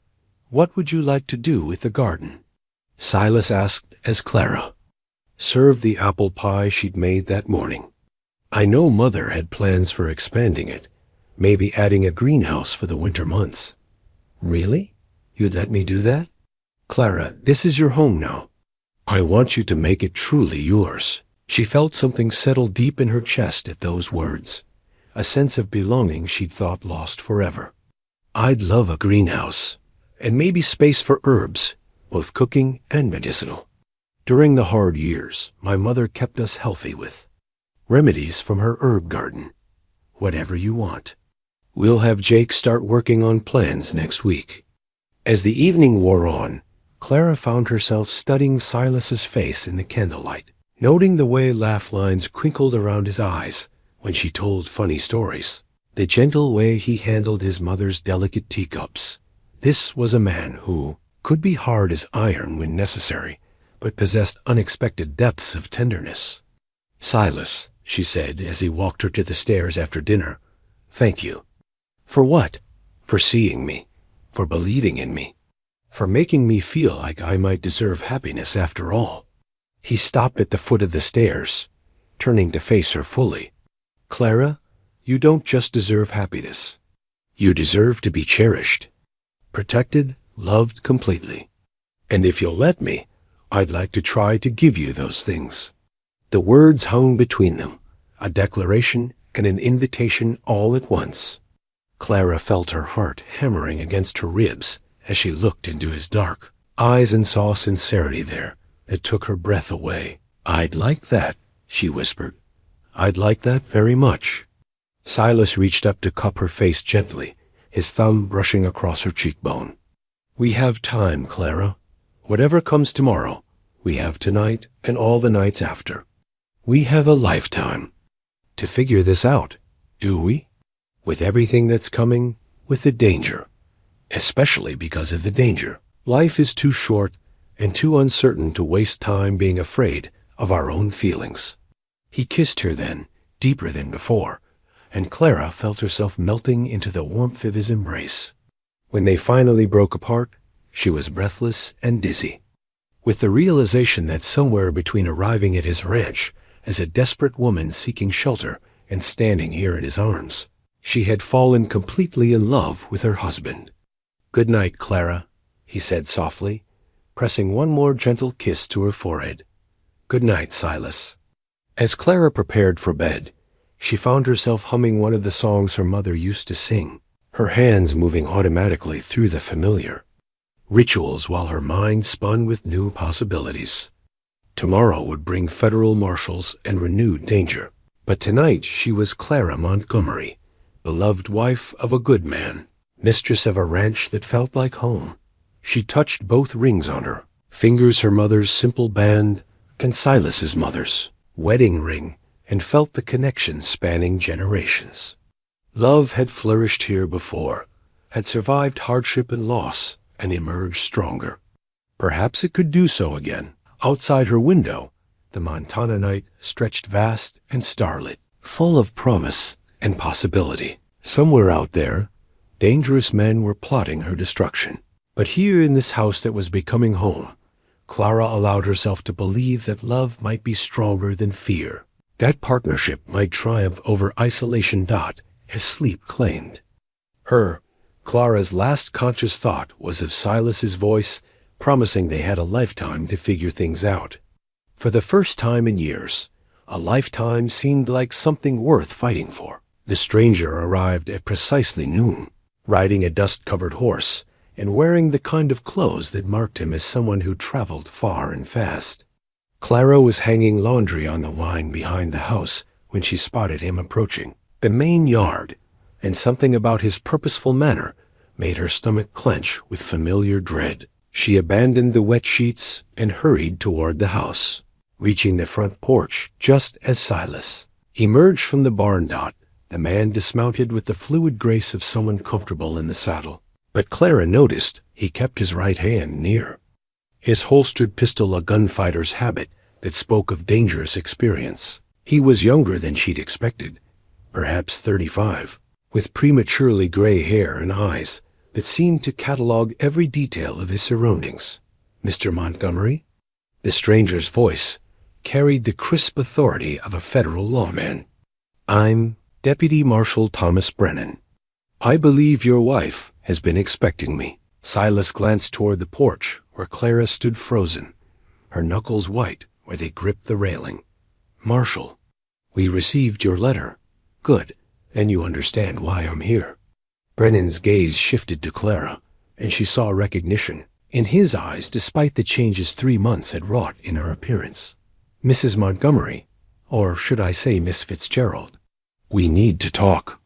"It's Mrs. Montgomery now," Silas said firmly, moving to stand protectively between the marshal and his wife. And anything you have to say to her can be said to both of us.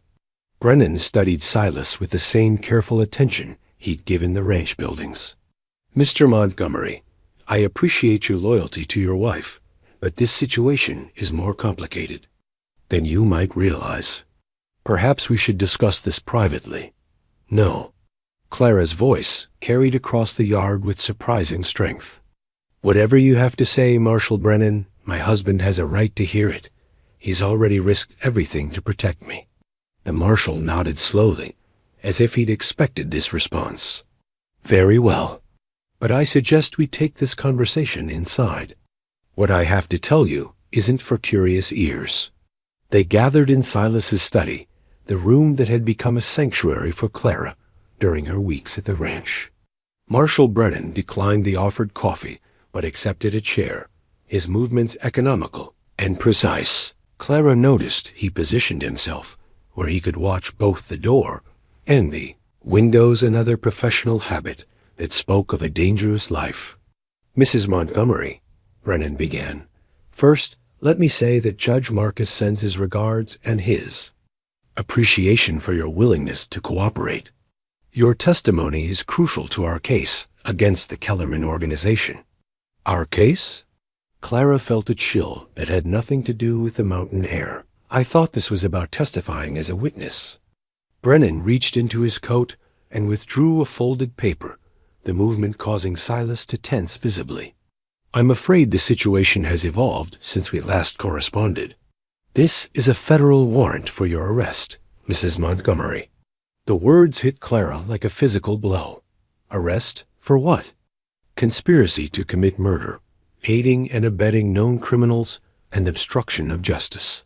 Brennan's voice was professionally neutral, but Clara caught a flash of what might have been sympathy in his eyes. It seems Nathan Kellerman has been busy since you disappeared. Silas was on his feet instantly, his face dark with fury. What the hell are you talking about? My wife is the victim here, not the criminal. Mr. Montgomery, please sit down. This is as much a shock to me as it is to you. Brennan waited until Silas reluctantly resumed his seat.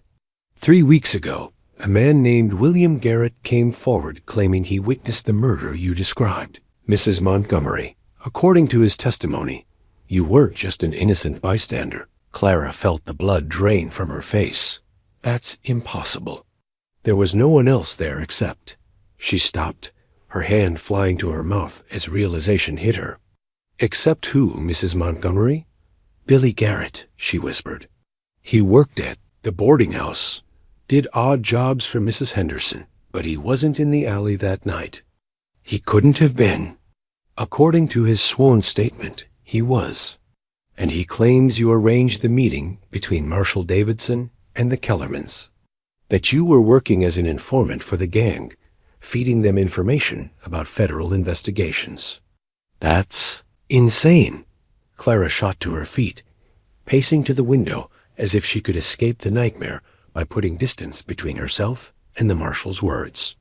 Billy Garrett is lying. He has to be. Why would he lie about something that could get him killed? Brennan asked quietly.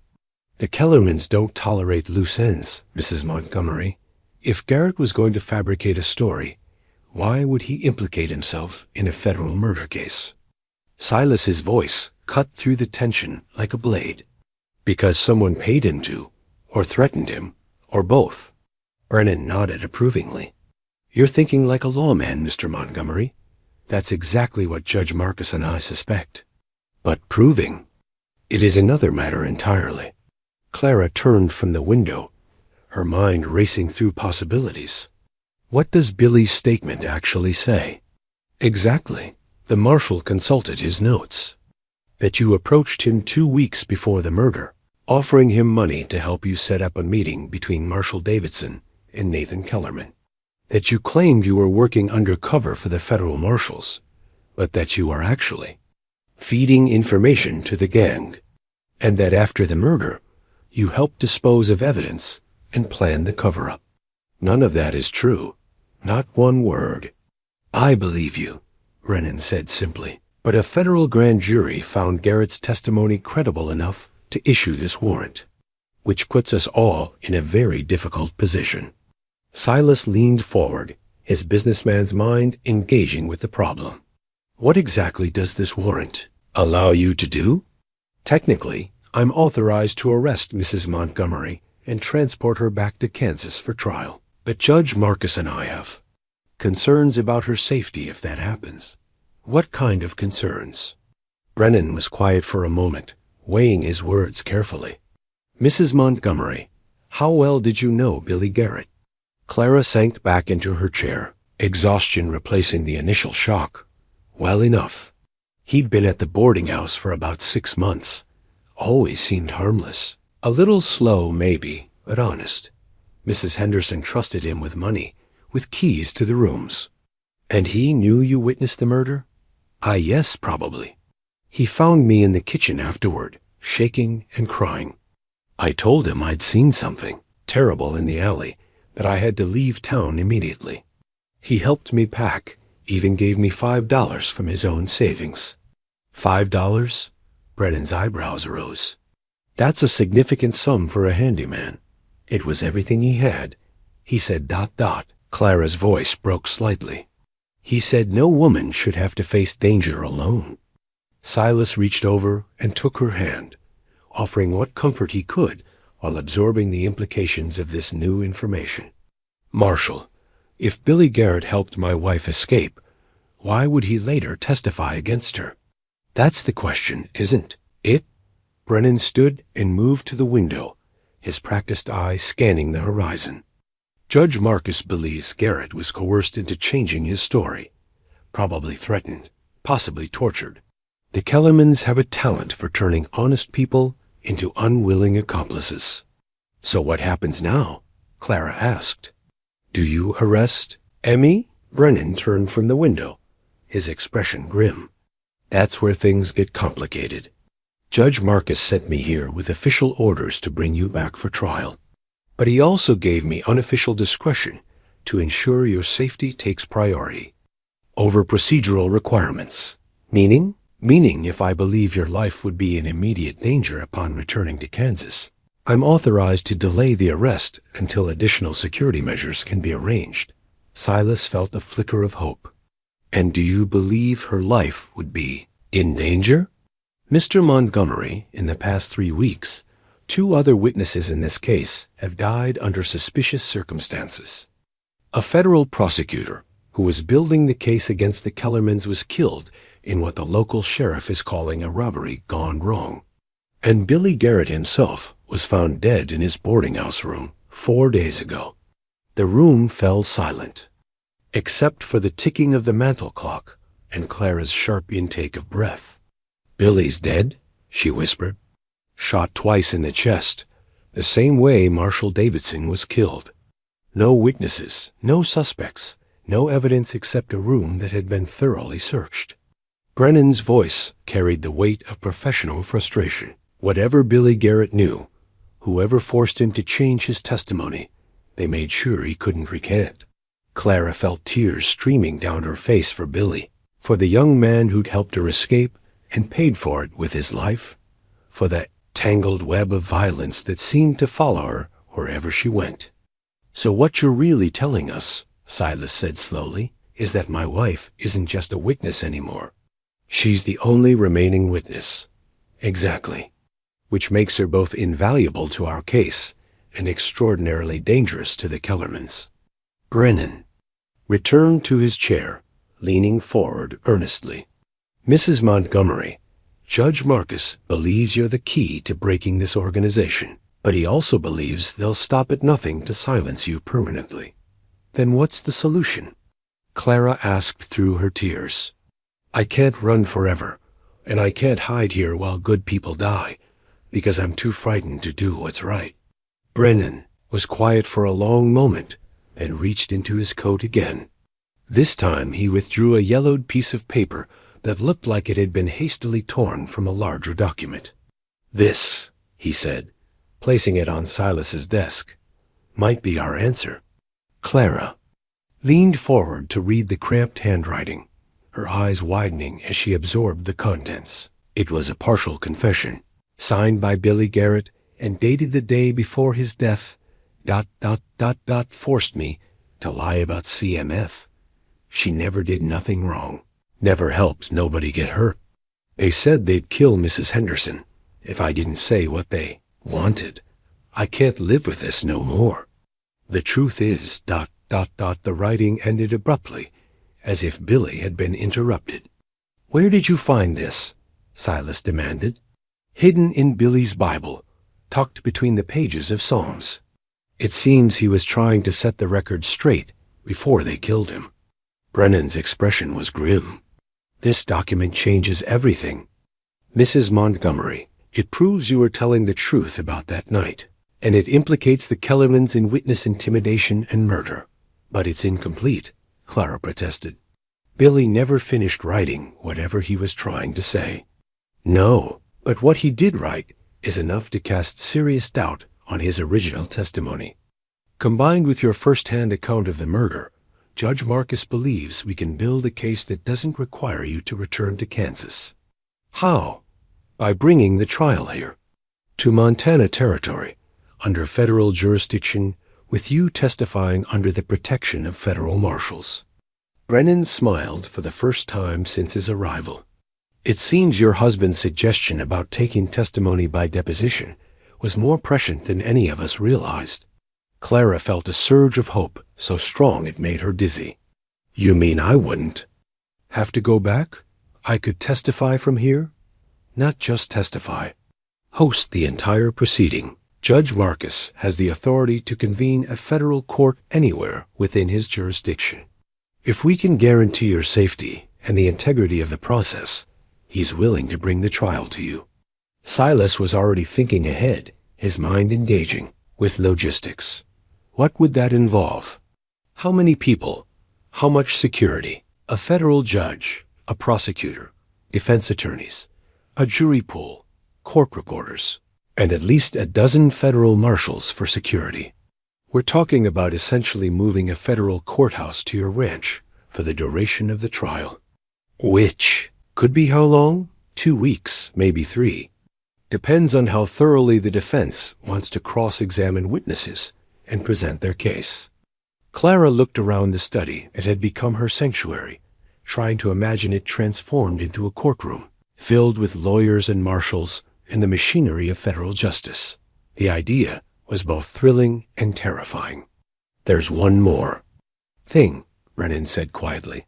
Judge Marcus wants your answer within 48 hours. The Kellermans know I'm here. Know I've found you.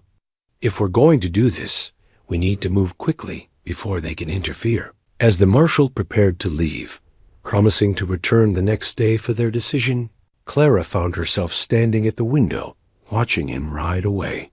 Behind her, Silas was already making notes, planning security measures and logistical arrangements. With the same methodical approach he applied to ranch management. Silas, she said without turning around, are you sure about this? Hosting a federal trial, having our home invaded by lawyers and marshals and reporters? His arms came around her from behind, solid and reassuring. Clara, 3 weeks ago you were just a woman seeking shelter. Today, you're the key to bringing down a criminal organization that's terrorized innocent people for years. That's not a burden, it's a calling. She leaned back against his chest, drawing strength from his unwavering support. And if something goes wrong? If the Kellermans find a way to get to me despite all the security, then we'll face it together.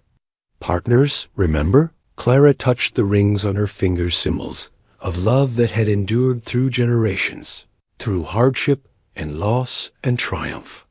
Tomorrow would bring its own challenges, but tonight she was Clara Montgomery, beloved wife and trusted partner, standing in her own home with a man who believed she was worth fighting for. Partners, she agreed, and felt the truth of it settle deep in her bones. The rifle had belonged to Silas's father, a Winchester Model 1873 that had seen action against claim jumpers and predators of both the 4-legged and 2-legged variety. Now it lay across Silas's lap as he sat on the front porch in the pre-dawn. Darkness, watching the horizon for signs of movement while the ranch prepared for what might be its greatest test. 48 hours had passed since Marshal Brennan's visit. 48 hours during which the Montgomery Ranch had transformed from a peaceful cattle operation into something resembling a military encampment. Federal marshals had arrived in groups of 2 and 3, seasoned men who moved with the quiet efficiency of those accustomed to danger. They'd taken up positions around the ranch buildings, established patrol routes, and set up a communication system that would have impressed a cavalry commander. Clara emerged from the house carrying 2 cups of coffee, her footsteps soft on the wooden porch boards. She'd been awake for hours, unable to sleep despite her exhaustion, her mind racing through the events that had led them to this moment. In 3 days, Judge Marcus would arrive with his traveling court and the trial that would determine not just the fate of the Kellerman gang, but the future of her marriage would begin. Any word from the perimeter guards? She asked, settling into the chair beside Silas and handing him the steaming cup. All quiet. Jake reports no unusual movement along the access roads, and the marshals haven't spotted anything suspicious. Silas accepted the coffee gratefully, noting how Clara's hands trembled slightly as she held her own cup. How are you holding up? I keep thinking about Billy Garrett, she admitted. About how he helped me escape, gave me his last $5, and died because of it. If I hadn't involved him. Clara. Silas's voice carried the gentle firmness that had become familiar over their weeks together. Billy Garrett died because the Kellermans are killers who eliminate anyone who threatens them. You didn't cause his death any more than you caused the drought that destroyed your family's farm. She knew he was right intellectually, but the guilt still gnawed at her. Every person who'd been hurt because of her knowledge, every federal marshal now risking his life to protect her, every disruption to the peaceful life Silas had built, it all felt like a weight on her shoulders that grew heavier with each passing hour. Tell me again why we're doing this, she said quietly. Why we're not just running, finding somewhere even more remote where the past can't follow us. Silas set down his coffee and turned to face her fully, his dark eyes serious in the lamplight that spilled from the house windows. Because running never really works, Clara. I learned that watching my father deal with the claim jumpers. They kept coming back, kept pushing, until he finally stood his ground. Sometimes the only way to end a threat is to face it head on. But the cost of running would be higher. You'd spend the rest of your life looking over your shoulder, never able to trust anyone completely, never able to build anything lasting because you'd always be ready to abandon it. His voice grew softer. I won't live that way, and I won't ask you to live that way. From the barn came the low murmur of voices as the night shift of marshals changed positions. Clara counted at least a dozen men in addition to the ranch hands, all of them armed and alert. The sight should have been reassuring, but instead reminded her of just how dangerous their situation had become. Marshal Brennan thinks the Kellermans will try something before the trial starts, she said. He's convinced they won't wait. To see if I actually testify? Probably not. Men like that don't take chances when they can act decisively. Silas checked the rifle's action, a habit that had become automatic over the past 2 days. But they're dealing with federal marshals. Now, not small-town sheriffs they can intimidate or buy off. And they're dealing with you. The simple statement carried more weight than Clara had intended. Over the past weeks, she'd seen glimpses of the steel beneath Silas's quiet demeanor, but the arrival of the marshals had revealed depths she hadn't suspected. He'd transformed from a prosperous rancher into something resembling a military commander, coordinating defenses with professional efficiency while maintaining the ranch's normal operations. I've been thinking about what you said the other night, Clara continued. About your parents, about the kind of love they shared. Do you think we could have that someday? If we survive all this? Silas was quiet for a long moment, his gaze fixed on the distant mountains barely visible against the star-filled sky. When he spoke, his voice carried a certainty that made Clara's heart skip. I think we already do, in a way. Maybe not the romantic love of novels and poetry, but something deeper. Partnership, trust, the willingness to stand together against whatever comes. He turned to meet her eyes. I love you, Clara. Not because you're beautiful, though you are. Not because you're convenient, though that hasn't been the case. I love you because you're brave enough to do what's right, even when it terrifies you. The declaration hung in the morning air like mist, transforming everything while changing nothing. Clara felt tears gathering in her eyes, not from sadness, but from the overwhelming relief of finally hearing words she dreamed of but never expected to receive. I love you too, she whispered. More than I thought possible, more than I knew. I was capable of feeling. You saved me, Silas, not just from the Kellermans, but from believing I wasn't worth saving. They sat in comfortable silence as the eastern horizon began to lighten. Holding hands like the newly married couple they technically were, but had never quite felt like until this moment. Around them, the ranch slowly came to life, cattle lowing. In the distance, horses nickering in the corral. The ranch hands beginning their morning routines under the watchful eyes of federal protection. There's something I want to show you, Silas said suddenly, rising from his chair. Something I probably should have shown you weeks ago. He led her into the house and up the stairs to a room she'd never entered, his parents' old bedroom, preserved, exactly as it had been on the day his mother died. Dust motes danced in the morning light, streaming through lace curtains, and the air held the faint scent of lavender that had been his mother's favorite. On the dresser sat a silver-framed photograph she'd never seen, showing a young couple standing in front of the half-built ranch house. The woman wore a simple dress not unlike the one Clara had arrived in, while the man's arm rested protectively around her shoulders. But it was their expressions that caught Clara's attention, the way they looked at each other with complete trust and devotion, as if they were the only two people in the world. This was taken 6 months after they married, Silas said quietly.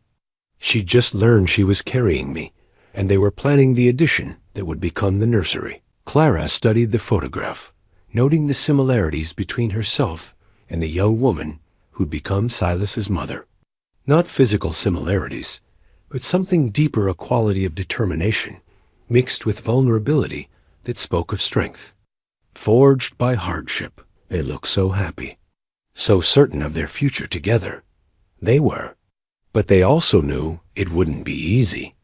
Indians were still raiding in those days. The nearest doctor was 2 days' ride away, and they were building something from nothing with little more than hope and stubbornness. Silas picked up the frame, his fingers tracing the glass that covered his parents' faces. But they believed in each other, and that was enough. Why are you showing me this now? Because I want you to understand something. Whatever happens in the next few days, whatever the trial brings or the Kellermans' attempt, we're not just fighting for justice or safety. We're fighting for the right to build something lasting together, the way my parents did. Clara felt something shift deep in her chest, a recognition that their marriage had evolved far beyond its practical origins. They were no longer two strangers thrown together by circumstance, but partners in the truest sense, bound not just by legal documents, but by shared trials and growing love. A knock on the door interrupted her thoughts. Jake Hartwell's voice carried up the stairs with the urgency that had become common over the past 2 days. Boss, Mrs. Montgomery. Marshal Brennan's riding in with news.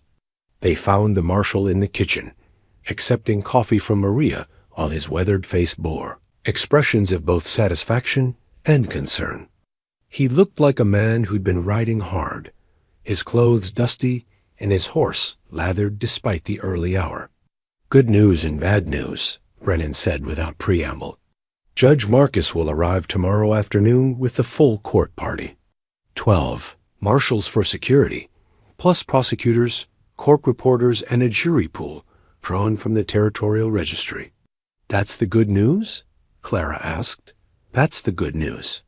The bad news is that our sources in Kansas report Nathan Kellerman left Wichita 3 days ago with at least 6 hired guns. They're heading this way, and they're not coming to attend the trial as spectators. Silas felt his grip tighten on the rifle he'd brought down from the bedroom. How far out are they? Could arrive as early as tonight, more likely tomorrow morning. They'll probably scout the area first, try to assess our defenses before making their move. What about local law enforcement? Clara asked. Can't the territorial sheriff provide additional support? Brennan's expression grew grim. Sheriff Morrison is a good man, but he's got exactly 2 deputies and responsibility for territory the size of some eastern states. He'll do what he can, but this is really a federal matter now. As the marshal outlined defensive positions and communication protocols, Clara found herself studying the faces of the men who'd sworn to protect her. These were professionals who'd faced dangerous criminals before, but something in their manner suggested this case was different, more personal somehow, more crucial to the larger fight between law and lawlessness in the territories. Mrs. Montgomery, Brennan said as he prepared to leave, I need you to understand something. Once the trial starts, there's no backing out. You'll be committed to seeing this through to the end, regardless of what the Kellermans attempt. I understand, do you? Because these men we're facing, they don't just kill witnesses. They make examples of them, send messages that discourage others from cooperating with federal authorities. If they get their hands on you, ... They won't, Silas interrupted, his voice carrying absolute certainty. Whatever it takes, they won't. After the marshal left, Clara and Silas walked the perimeter of the ranch buildings, ostensibly checking security, but really just needing to move, to feel like they were doing something productive, rather than simply waiting for danger to arrive. The marshals nodded respectfully as they passed. These federal lawmen, who'd accepted a rancher's wife as their primary responsibility. Silas, Clara said as they paused near the corral, where the horses watched them with intelligent eyes. If something happens to me during the trial, nothing will happen to you. But if it does, I want you to know that these past weeks have been the happiest of my life. Meeting you, marrying you, becoming part of this place, it's given me something I thought I'd lost forever. What's that? Hope, the belief that good things can happen to ordinary people, that love can grow even in the most unlikely circumstances. Clara turned to face him, her green eyes bright with unshed tears. Whatever tomorrow brings, I want you to remember that you saved me in every way a person can be saved. Silas pulled her into his arms, holding her close as the Montana sunrise painted the sky in shades of gold and pink. Around them, the ranch hummed with activity as marshals and ranch hands prepared for whatever the Kellermans might bring. But in this moment, there was only the 2 of them, and the love that had somehow bloomed in the space between necessity and choice. Tomorrow, Silas said quietly, we start the trial that will either end this threat forever or force us to fight for our lives. But tonight, we're just husband and wife, standing on our own land, planning a future together. Clara leaned into his strength, drawing courage from his certainty. Whatever came next, they would face it as partners in name, in truth, and in the kind of love that endured beyond circumstance or danger. The trial would test everything they'd built together, but it would not break them. They had too much to fight for to allow that to happen. The attack came at dawn, just as the ranch hands were beginning their morning chores and the coffee was brewing in the kitchen. Clara was in the study, reviewing her testimony notes one final time before Judge Marcus's arrival, when the first shots shattered the peaceful morning air. The sound of gunfire erupted from multiple directions, suggesting the Kellermans had positioned their men strategically around the ranch perimeter. Get down, Silas shouted, bursting through the study door and pulling Clara to the floor behind his heavy oak desk. Outside, she could hear the federal marshals returning fire, their disciplined volleys contrasting sharply with the wild shooting of their attackers. How many? Clara asked, her voice steadier than she felt. Hard to tell. Brennan estimated at least 6, but it sounds like more. Silas checked his rifle, then moved to the window, staying low as he assessed the situation. They're good hitting us from 3 sides at once, trying to divide our attention. Marshal Brennan's voice carried across the yard, shouting orders to his men with the calm authority of someone accustomed to chaos. Henderson, Rodriguez, hold the barn. Collins, take 2 men and secure the corral. Nobody fires unless you have a clear target. Clara crawled to the window beside Silas, peering through the heavy curtains at the scene outside. She could see muzzle flashes from the tree line beyond the main yard, answering shots from behind various ranch buildings where the marshals had taken cover. It was organized chaos, each side trying to gain tactical advantage while avoiding unnecessary casualties. There. Silas pointed toward a stand of cottonwoods near the creek. Movement in the trees, at least 3 men. As if summoned by his words, a figure stepped into the open, a tall man with graying hair and cold eyes that Clara recognized from newspaper illustrations. Nathan Kellerman himself, holding a white cloth tied to a rifle barrel in the universal sign of parley. Clara Montgomery. His voice carried clearly across the morning air, amplified by the temporary ceasefire his appearance had created. I want to talk to you. Brennan emerged from behind the water trough, his pistol drawn but lowered. State your business, Kellerman. My business is with the lady. She has something that belongs to me, and I want it back. Clara felt ice form in her stomach. What does he mean? Something that belongs to him? Before anyone could answer, Jake Harkwell appeared at the study door, his face grim.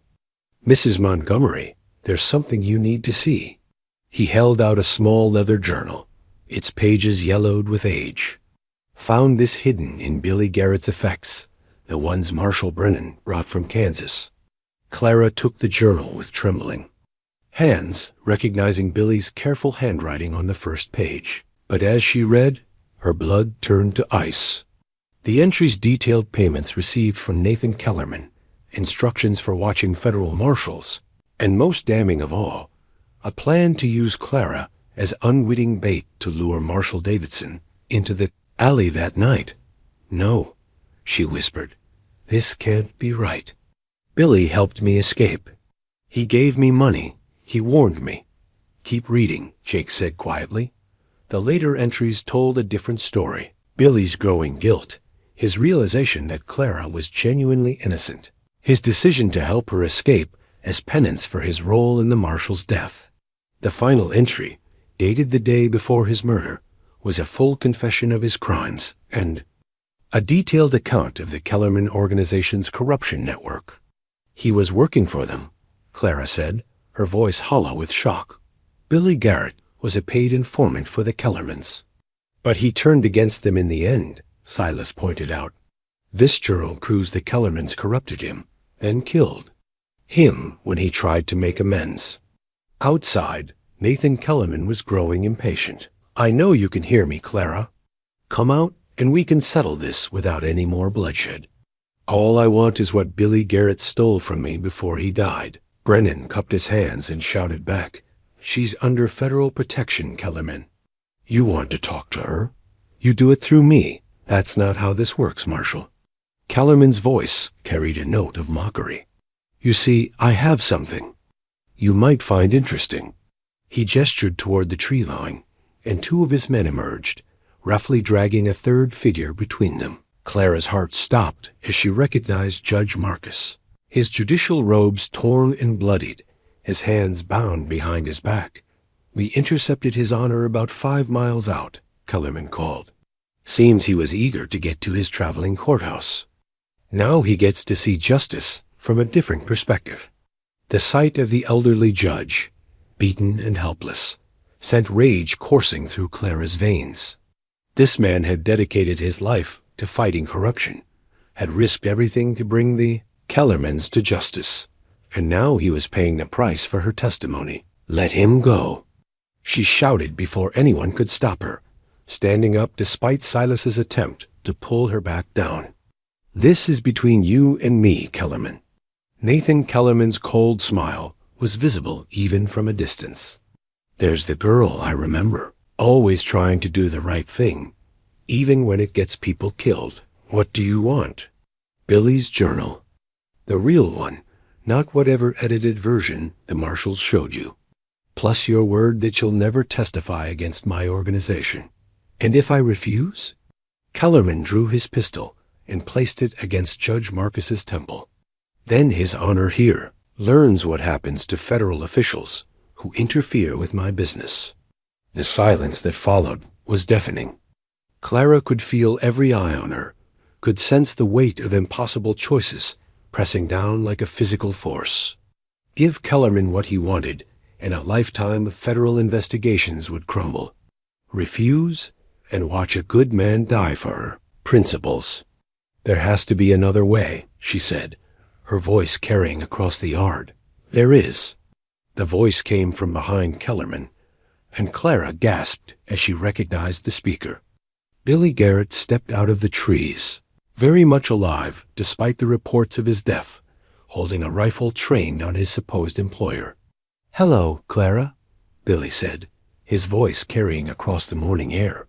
"Sorry for the deception, but it was the only way to get close enough to end this." Nathan Kellerman spun around, his face registering shock and fury. "You're supposed to be dead." "Faked my own death with help from the federal marshals. Been tracking you ever since, waiting for the right moment." Billy's rifle never wavered. "Let the judge go, Nathan. It's over. Like hell it is." Kellerman swung his pistol toward Billy, but the younger man was ready. The gunshot echoed across the ranch yard like thunder, and Nathan Kellerman dropped to his knees, clutching his shoulder. His hired guns, caught off guard by Billy's resurrection and their leader's wound, hesitated just long enough for the federal marshals to gain the advantage. "This is Deputy Marshal Thomas Brennan." The marshal's voice carried absolute authority. "You're surrounded by federal officers. Drop your weapons and surrender." What followed was less a battle than a rout. Faced with organized federal resistance and the shocking appearance of their supposedly dead informant, the Kellerman gang's resolve crumbled. Some threw down their weapons immediately. Others tried to fight their way out, only to find themselves outgunned and outmaneuvered by men who'd spent their careers hunting criminals across the frontier. Within minutes, it was over. Nathan Kellerman lay bleeding in the dirt, his brother Marcus in federal custody, and their hired guns either dead or captured. The threat that had haunted Clara for months had been ended not by a grand courtroom victory, but by the courage of a simple man who'd chosen redemption over self-preservation. As the marshals secured the prisoners and tended to Judge Marcus's injuries, Clara found herself standing in the yard, staring at Billy Garrett with a mixture of gratitude and confusion. "Why?" she asked simply. "Why fake your death? Why put yourself at such risk?" Billy's young face carried the weight of hard choices and harder redemptions. "Because you gave me $5 when you didn't have 5 cents to spare. Because you thanked me for helping you when I was the reason you needed help in the first place." He paused, his voice growing thick with emotion. "Because somebody had to make it right, Clara, and I was the only one who could." Judge Marcus, his wounds cleaned and bandaged, approached with the careful dignity of a man who'd seen justice served despite personal cost. "Mrs. Montgomery, it appears your testimony won't be necessary after all. Between Mr. Garrett's journal and his willingness to testify, we have enough evidence to convict the entire Kellerman organization." Clara felt a weight lift from her shoulders that she'd carried so long she'd forgotten what it felt like to stand upright. "It's really over? It's really over." As the prisoners were loaded into wagons for transport back to Kansas, Clara stood beside Silas on their front porch, watching the sun climb higher over the Montana mountains. The ranch yard, so recently a battlefield, was already returning to its peaceful rhythms as the hands went about their morning chores. "What happens now?" she asked. Silas's arm came around her shoulders, solid and reassuring. Now we get back to the business of being married, building a life together, planning that greenhouse you wanted, maybe thinking about adding to the family. Clara leaned into his embrace, feeling truly safe for the first time in months. The past had finally released its hold on her, and the future stretched ahead filled with possibilities she'd never dared imagine. "I love you, Silas Montgomery," she said quietly. "I love you too, Clara Montgomery. And I always will." The wedding band caught the late afternoon sunlight as Clara helped. Maria prepared dinner for the federal marshals, who would be staying one more night before escorting their prisoners back to Kansas. The simple gold circle had become more than a symbol of marriage. It represented survival, partnership, and the kind of love that grew stronger under pressure rather than wilting beneath it. "Senora," Maria said quietly, as they worked side by side preparing roast beef and vegetables. "You look different today. Lighter, somehow." Clara smiled, realizing the older woman was right. For the first time in months, she wasn't looking over her shoulder or listening for approaching hoofbeats that might bring danger. The constant tension that had become her normal state was finally beginning to ease. "I feel different," she admitted, "like I can finally breathe properly again." Through the kitchen window, she could see Silas talking with Marshal Brennan near the corral, their conversation animated but relaxed. The crisis that had brought such chaos to their peaceful ranch was truly over, and both men seemed to be coming to terms with what that meant for their future. Billy Garrett sat on the front porch steps, cleaning his rifle with the methodical attention of someone who'd learned to value proper maintenance through hard experience. Judge Marcus had offered him a full federal pardon in exchange for his cooperation, along with a job as a deputy marshal if he wanted it. The young man was still considering the offer, though Clara suspected he'd accept. He'd found his calling in the fight against corruption, and men like him were sorely needed in the territories. "Mrs. Montgomery?" Pete Collins appeared in the kitchen doorway, hat in hand and face flushed with excitement. "Begging your pardon, ma'am, but there's riders coming up the main road. Looks like folks from town." Clara dried her hands on her apron and followed Pete outside, where she could see a small procession of buggies and riders approaching the ranch. As they drew closer, she recognized several faces from Silver Creek Sheriff Morrison, Dr. Hayes, and surprisingly, several of the women who treated her so coldly at the church social. "What do you suppose they want?" she asked Silas as he joined her on the porch. Only one way to find out. The procession pulled to a stop in the ranch yard, and Sheriff Morrison dismounted first, his weathered face grave but respectful. Behind him, Clara was surprised to see Vivian Ashford climbing down from an elegant buggy, her usual haughty expression replaced by something that might have been shame. "Mrs. Montgomery," Sheriff Morrison said, removing his hat, "I hope you'll forgive the intrusion, but when word reached town about what happened here this morning, well, folks felt they needed to come pay their respects." "Respects?" "Ma'am, what you did standing up to those killers, helping bring them to justice, that took more courage than most folks see in a lifetime." The sheriff's voice carried genuine admiration. "The whole territory owes you a debt of gratitude." Vivian Ashford stepped forward, her hands clasped nervously in front of her expensive dress. "Mrs. Montgomery, I owe you an apology. A sincere and public apology for how we treated you when you first arrived in Silver Creek." Clara felt Silas's hand settle on her lower back, offering quiet support as she faced the woman who'd been so cruel just weeks before. "Mrs. Ashford, that's not necessary." "Yes, it is."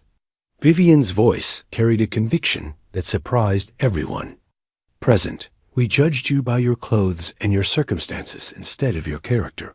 We were wrong, and we were unkind, and we're ashamed of ourselves." Prudence Wade stepped forward from the group, her round face earnest.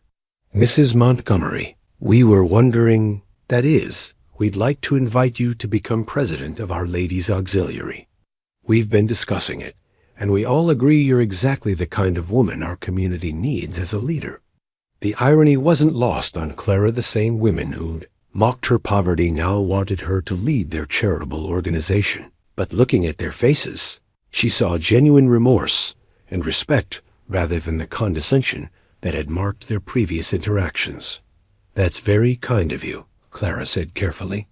"But I think you might be overestimating my qualifications." "Ma'am," Dr. Hayes spoke up from the back of the group, "you've shown more grace and courage in one morning than most of us manage in a year. Far as qualifications go, I'd say you've got the only ones that really matter." As the townspeople continued offering their apologies and praise, Clara found herself thinking about the journey that had brought her to this moment. 6 weeks ago, she'd stepped off a train wearing a threadbare dress and carrying nothing but a carpetbag in desperate hope. Now she stood on her own front porch, surrounded by federal marshals and respected by the community that had once scorned her. "Thank you all for coming," she said finally. "And I accept your apologies, though I understand why you reacted as you did. I know I didn't look like what you expected in a rancher's wife." "That's exactly the point," Vivian said quietly. "We learned today that appearances can be terribly deceiving.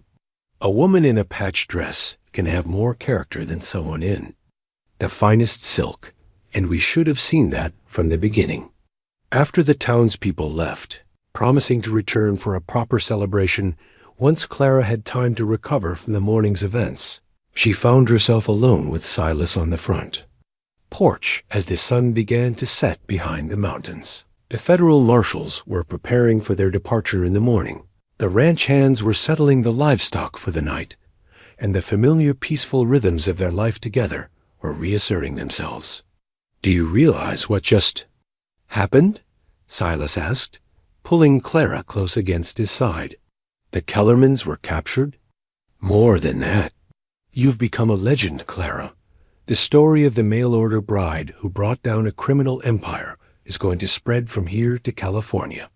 People will talk about this for decades."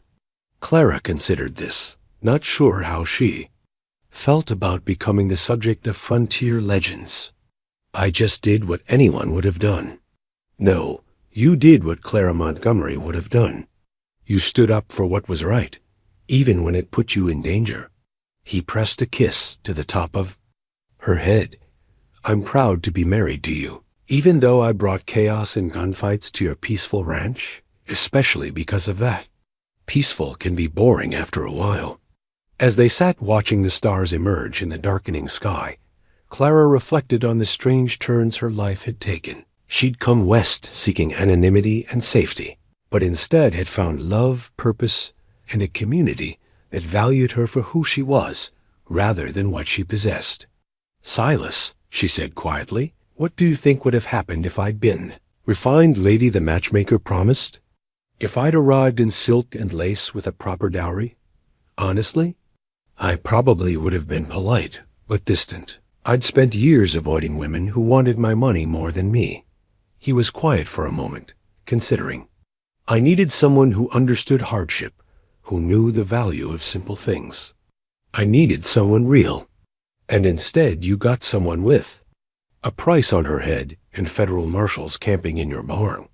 I got someone who made my house feel like a home for the first time since my parents died. I got a partner who stands beside me instead of behind me or in front of me." He turned to look at her directly. "I got everything I never knew I wanted."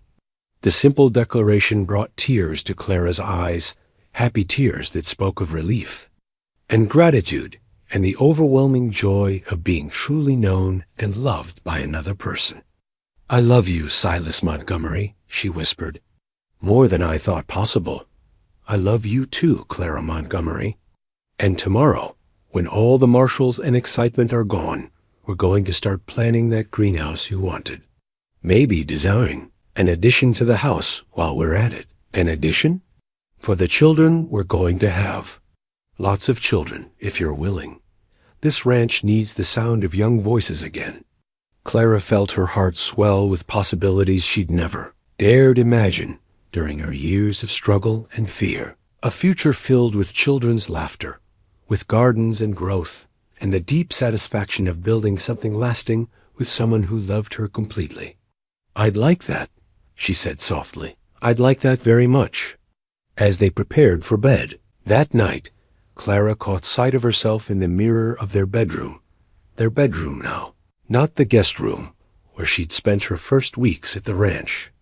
She looked different somehow, not just in her clothes or her surroundings, but in her bearing.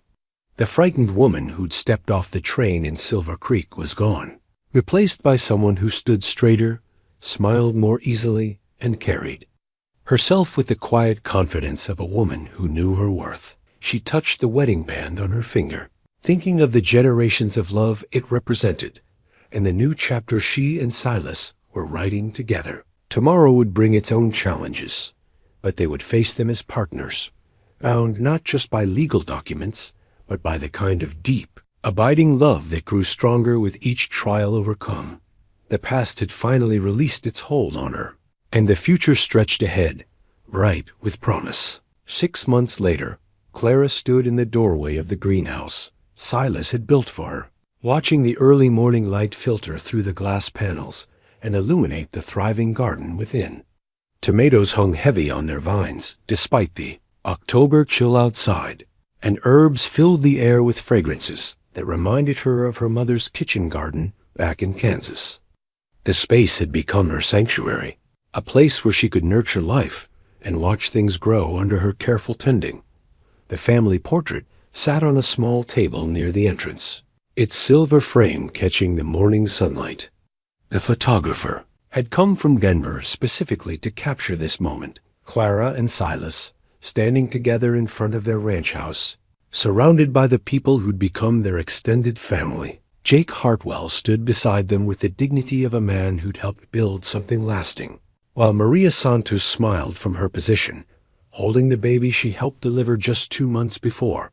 Clara touched her still tender middle, marveling at how quickly their lives had expanded to accommodate new joy.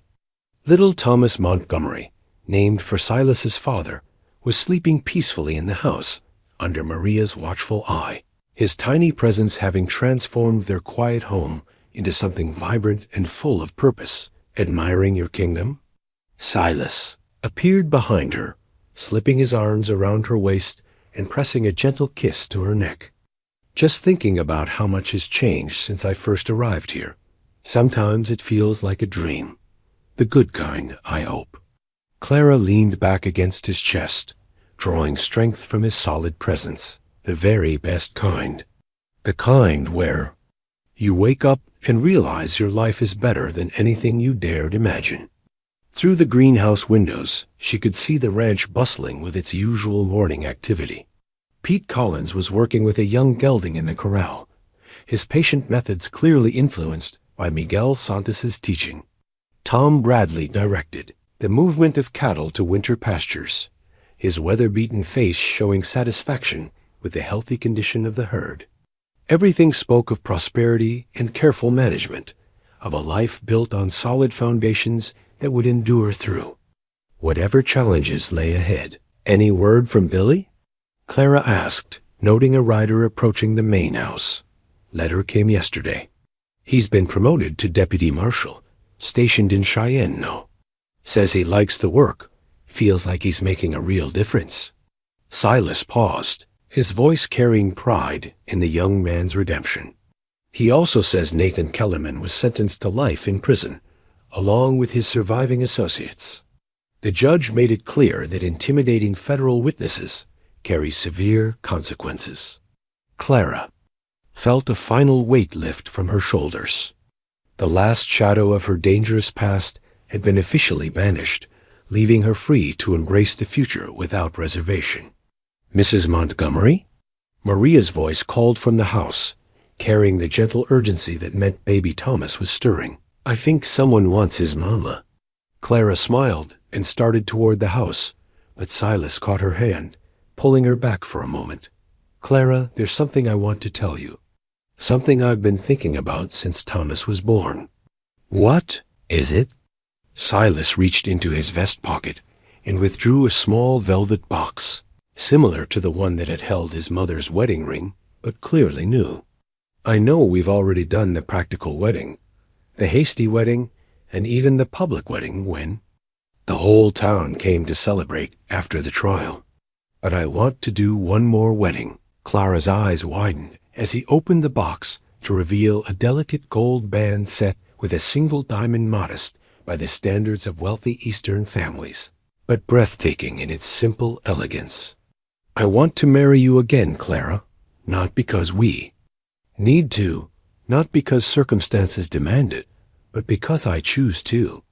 Because after everything we've been through, I want to stand before God and our community and promise you again that I'll love you for the rest of my life.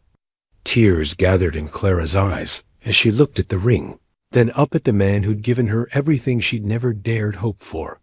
Silas, we're already married. We have been for months. Legally, yes. But I want to marry you with my whole heart, this time with complete knowledge of who you are and what we mean to each other. He knelt on one knee right there in the greenhouse, among the plants she'd nurtured and the life they'd built together. Clara May Montgomery, will you marry me? Again? For always? The question hung in the warm air between them, transforming what should have been a simple moment into something profound. Clara thought of the frightened woman who'd stepped off the train in Silver Creek, of the desperate hope that had carried her across the continent, of the gradual transformation from stranger to partner to beloved wife. Yes, she whispered then. Louder. Yes, Silas Montgomery, I'll marry you again. For always. He slipped the new ring onto her finger beside the other two, creating a set that told the story of their journey together, her mother's simple band representing hope carried from the past, his mother's wedding ring symbolizing the legacy they'd inherited, and now this new circle representing the future they were choosing to build together. As they walked back to the house, hand in hand, Clara reflected on the strange and wonderful path that had brought her to this moment. She'd answered a mail-order bride advertisement out of desperation, seeking nothing more than safety and shelter. Instead, she'd found love, purpose, and a place where she belonged completely. The ranch spread around them like a promise fulfilled, its buildings solid and prosperous, its people content and secure. In the distance, she could see the beginnings of the town that was growing up around their success. New businesses, new families, new dreams taking root in the Montana soil. Baby Thomas's cries were growing more insistent, and Clara quickened her pace, eager to hold her son and continue the daily routine that had become her greatest joy. As she nursed him in the rocking chair Silas had carved with his own hands, she thought about the future they were building together. Their children would grow up knowing they were wanted and loved, surrounded by the kind of community that valued character over circumstances. They would learn the satisfaction of honest work, the importance of standing up for what's right, and the truth that love freely given returns multiplied. What are you thinking about? Silas asked, settling into the chair beside her with a cup of coffee. Everything. The future, the past. How blessed I am to be here with you and Thomas. Any regrets? Clara considered the question seriously, thinking of all the hardships that had led her to this moment. The loss of her parents' farm, the years of struggle and fear, even the danger that had followed her to Montana, all of it had been necessary to bring her to exactly where she needed to be. No regrets, she said finally. If I hadn't lost everything in Kansas, I never would have found everything here.